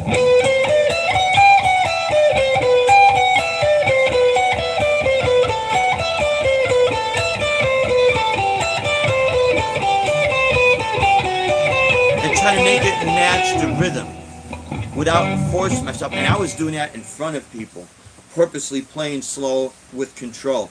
And I'll tell you what, man, that is so hard to do when you got people that they're getting drunk and they're getting high and they're, yeah, come on, rock out, and you're trying to rock out, but yeah, you want to break bad habits, and you're doing this literally in front of people, because naturally you want to impress people and be able to go.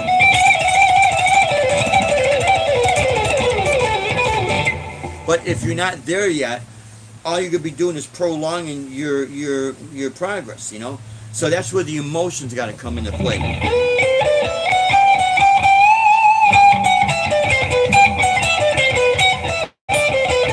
I would emphasize on that. No.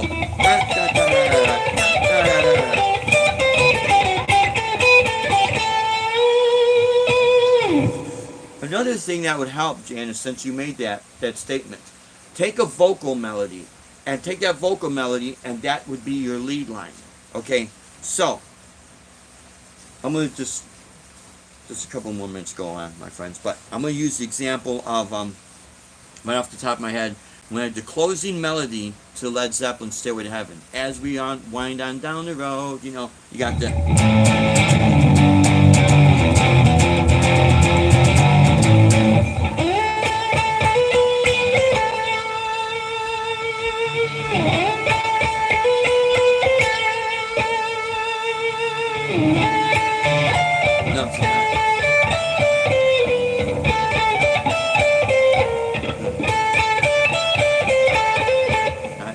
got it because I haven't played it in a while because I'm getting it shut down.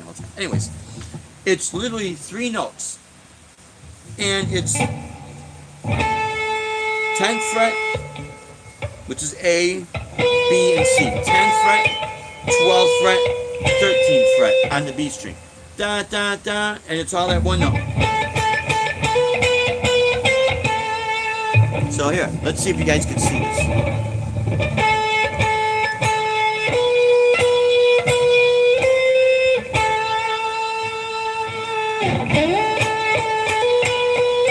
Now, if you want to do a slide in to make it more emotional.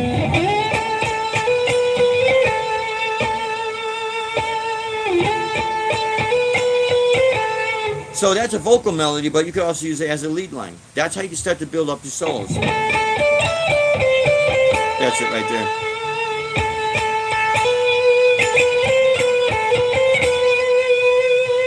And I just kind of added that in. But something as simple as that, you'd be surprised, very effective. And so, since you build on those 3 notes, why not take those 3 notes and play it somewhere else? And then now you can start to play around with your timing, meaning you could do this.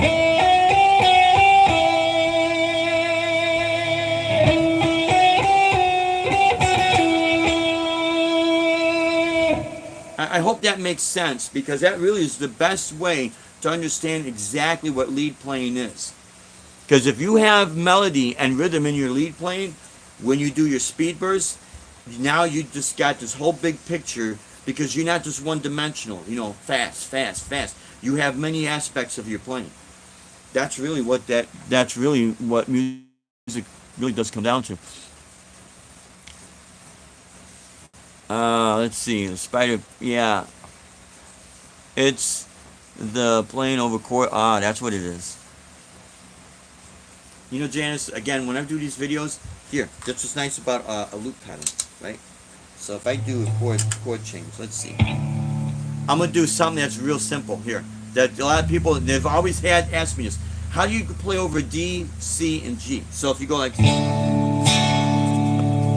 And I'm going to play my C like this. They call it a C at 9. So it'll be like a C and a G.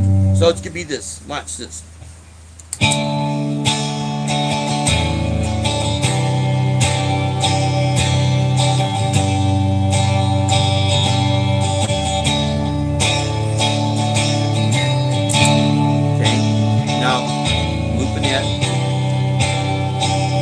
Now I'm going to show you a little trick with this D major chord. I mean, this helps. This does only one aspect of it.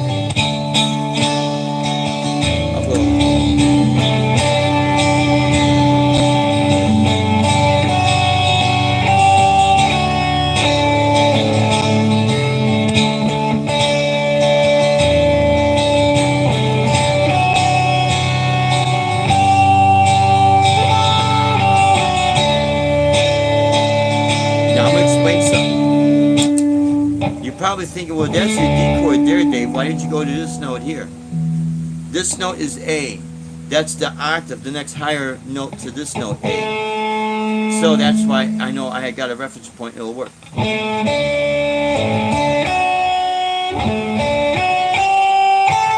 But you notice the chords going around. I'm not staying in my chord progression. The chords are changing, but I'm staying with the melody on the D.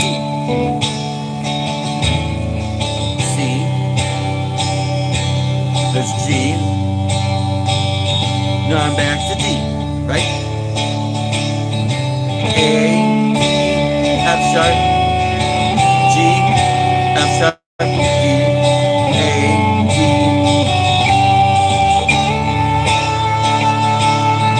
Now, I know this might sound crazy, but that's all part of my D chord. But I'm wondering if any one of those notes is in the C chord, especially the C chord right here. Well, I have a C right there. Guess what? I have an E right there. So I have E right there. So if I wanted to take my D and slide it up to E, it's going to work, because in my next chord, in that chord right there, that note's in there. In G, I have G, I have B, I have an open G, I have a D right there if I choose that, or I can have an open B, but I also have a G. So I know this is almost like over analyzing it, but you'd be real surprised. If I slide up to B, if I play my G like this, that note is B and B. It's gonna work. It's gonna work. And I know that sounds crazy, and I'm gonna try to make this as an upcoming videos when I explain this, and it's gonna be very, very structured. So when you want to say, Dave, I want to find out chord changes, why it works, that video is gonna be just dedicated right to there. I'm not gonna go off on a tangent. It's gonna go right there, and it's gonna be explained why everything works. That's why I always emphasize, if you have a hard time with formulas, like myself, I always had a hard time with that. I know exactly what every single note is on this fretboard from here and there. And if they expand it down to here, I'll find it. Because all you have is harmonics. Okay, the Tone King, Shane, one of the guys at GetCon was asking, how do you get the pinched harmonic, you know? Why is it the pinched harmonic, right? Okay, they're doing it here. Okay, let's stay right here. Well, that note right there, harmonically, is right there. They call it pinch because it looks like you're pinching the string, but you're not. You're plucking the string with the pick, and immediately the flesh of your thumb is touching that note. Right there, see that? I'm playing B on the 4th fret on the G string, but you know what? B is also down here.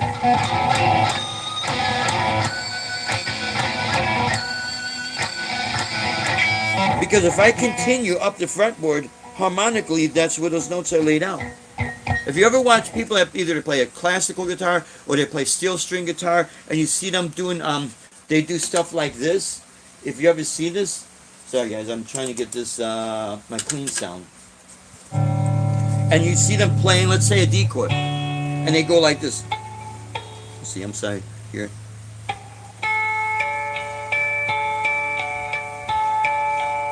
What they're doing is they're plucking their finger, that they're plucking the string with this finger, the flesh of this finger is just touching it. Kind of like doing your harmonics here. What that is the open strings. So harmonically, they continue on up the road, you know what I mean? But when I saw that video, I thought, okay, that's why they don't understand, because everyone is always taught these formulas, and I'm not knocking it, but when you look at everything as simple as you could possibly look at it, that's where everything makes sense. I hope that helped out there. Has anyone tried the spider thing? Okay, now let me ask you this, Jeff Underwood, because I hear these terms now. A spider thing like this, here. Let's do this. Something like this. It's something like that.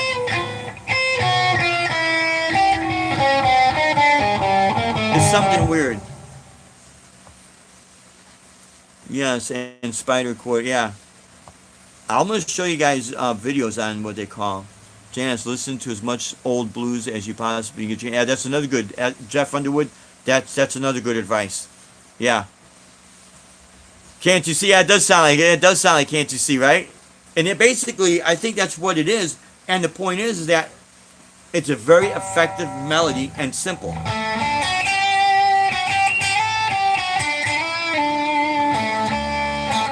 See, people, when they think that in soloing and lead playing, it's all these scales and there's this mode and that mode.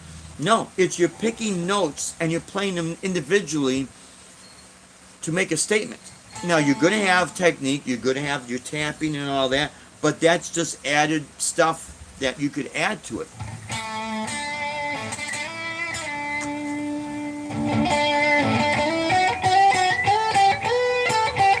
Slides work good. And I don't mean, playing with slide, but if you slide into note with a vibrato. So there is so many aspects of soloing. Gonna climb out, yeah, definitely good, yeah. The highest mountain, yeah, see? But you could hear, you could hear a voice right into that. And now, Can you guys actually hear a lyric in this? Although it's fun and it sounds cool, but this,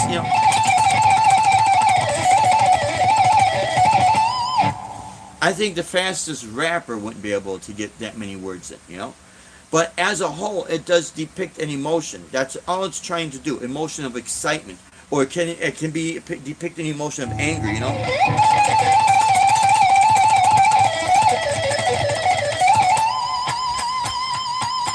You know, but there's excitement there. So I don't think I would ever use that in a ballad unless the ballad has a certain crescendo, which is to depict the climax of an emotion, to build up to this point. But the note that has to be the impacting note would be that bend. If it's something that's sad, I would take it like this.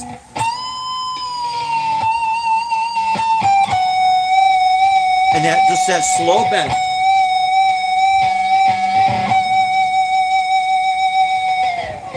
And maybe like a real slow slide to fade it out, because it's depicting a certain sadness now, or a hurt moment, or a moment of beauty.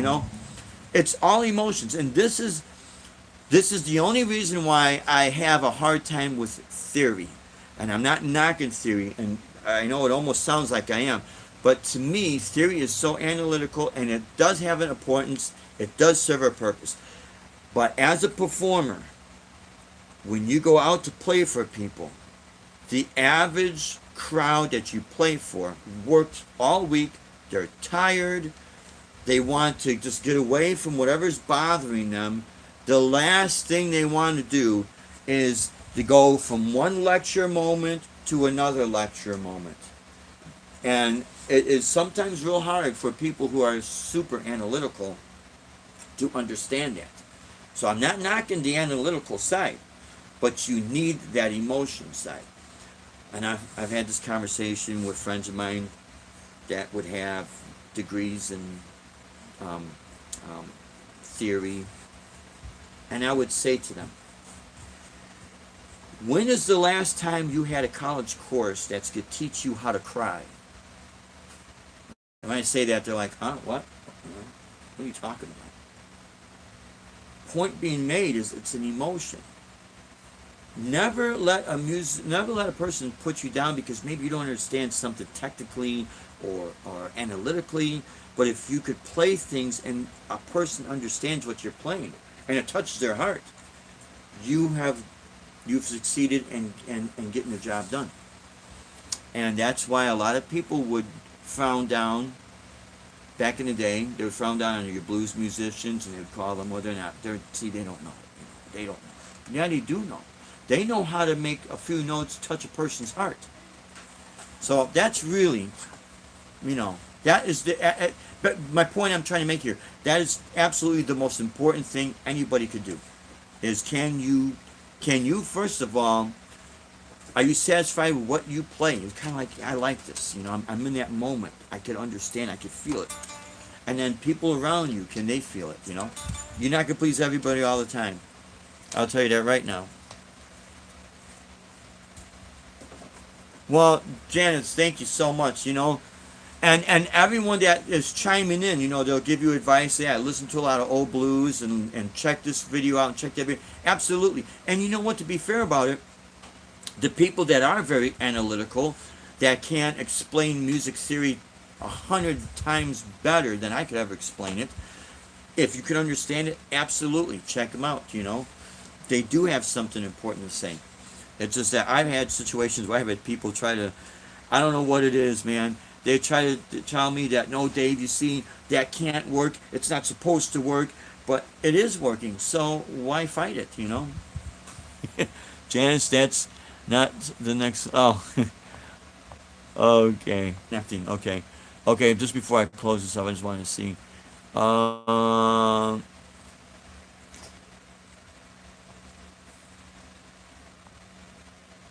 Another thing too, guys, that I've read this, and I've read this in a lot of information. I've seen this also on YouTube videos. People would suggest learning how to sing, which is that's my biggest fear because I hate my voice, But I understand what they're saying. even if you sing internally, hum the notes out in your mind so that you have a very strong reference point, because it's all going to come, it's going to come from here, and as you play, now you got a guideline, and that'll help a lot of your playing. Um, that's why vocal melodies.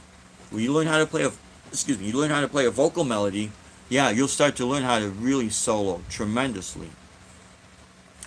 And let's see, catch up on, and my old self forgot the next.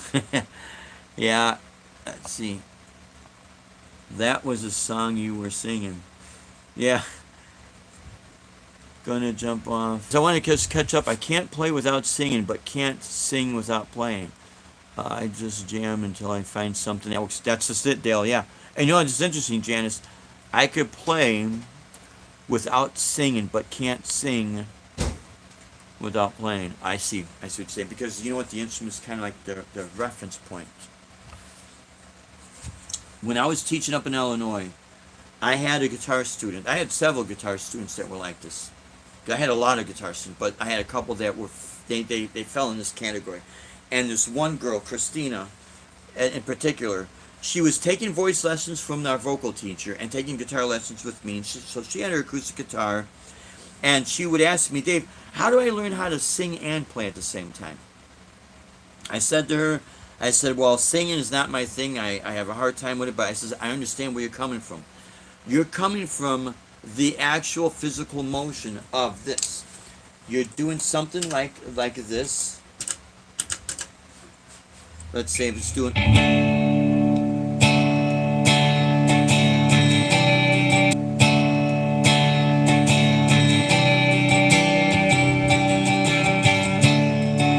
I said, whatever song you're doing, when you play the chord and you're strumming, what's happening is your mind is focused here and you're focused here to get this going. Now, if you have to sing, your mouth is singing maybe a different melody and different timing. So you might not pronounce words right on that downbeat. So I told her, I said, try this if this works, because I've been watching this and I notice you have this with the chord change, then you got that going here, but then you have this hand going like this. Now you're singing, so your mouth is doing this, right? I told her, when you're practicing, and if you don't want to, if you're shy with this, try this. Concentrate on the lyrics and actually move your mouth while you're doing this. You're doing this. Because I told her, what you're gonna realize, what you're gonna notice is that lyrics, they're broken down in syllables for a reason, because they're trying to fit a melody, fit within the chord progression. So you have a melody line right there, and also the timing of it. Some songs is harder than others, But I said that's one thing to try, and she said she actually tried it, and that helped her. The vocal coach, she said to me, she never thought about that, because she would play piano a little bit. And another thing I would tell my students, when they're out and about, and let's say they're on vacation, and let's say they don't have their music with them, and whatever program the vocal coach has given them, I said what you could do is buy a digital tuner if you want to start tuning your voice. Digital tuners, well, this is not a digital tuner, this is my little metronome. But you know how some digital tuners are, they'll have a little microphone, so if you hit the string, you go right up to the string. I would tell them, hit that and actually pronounce words into that microphone, your little microphone, and you'll watch the meter come up.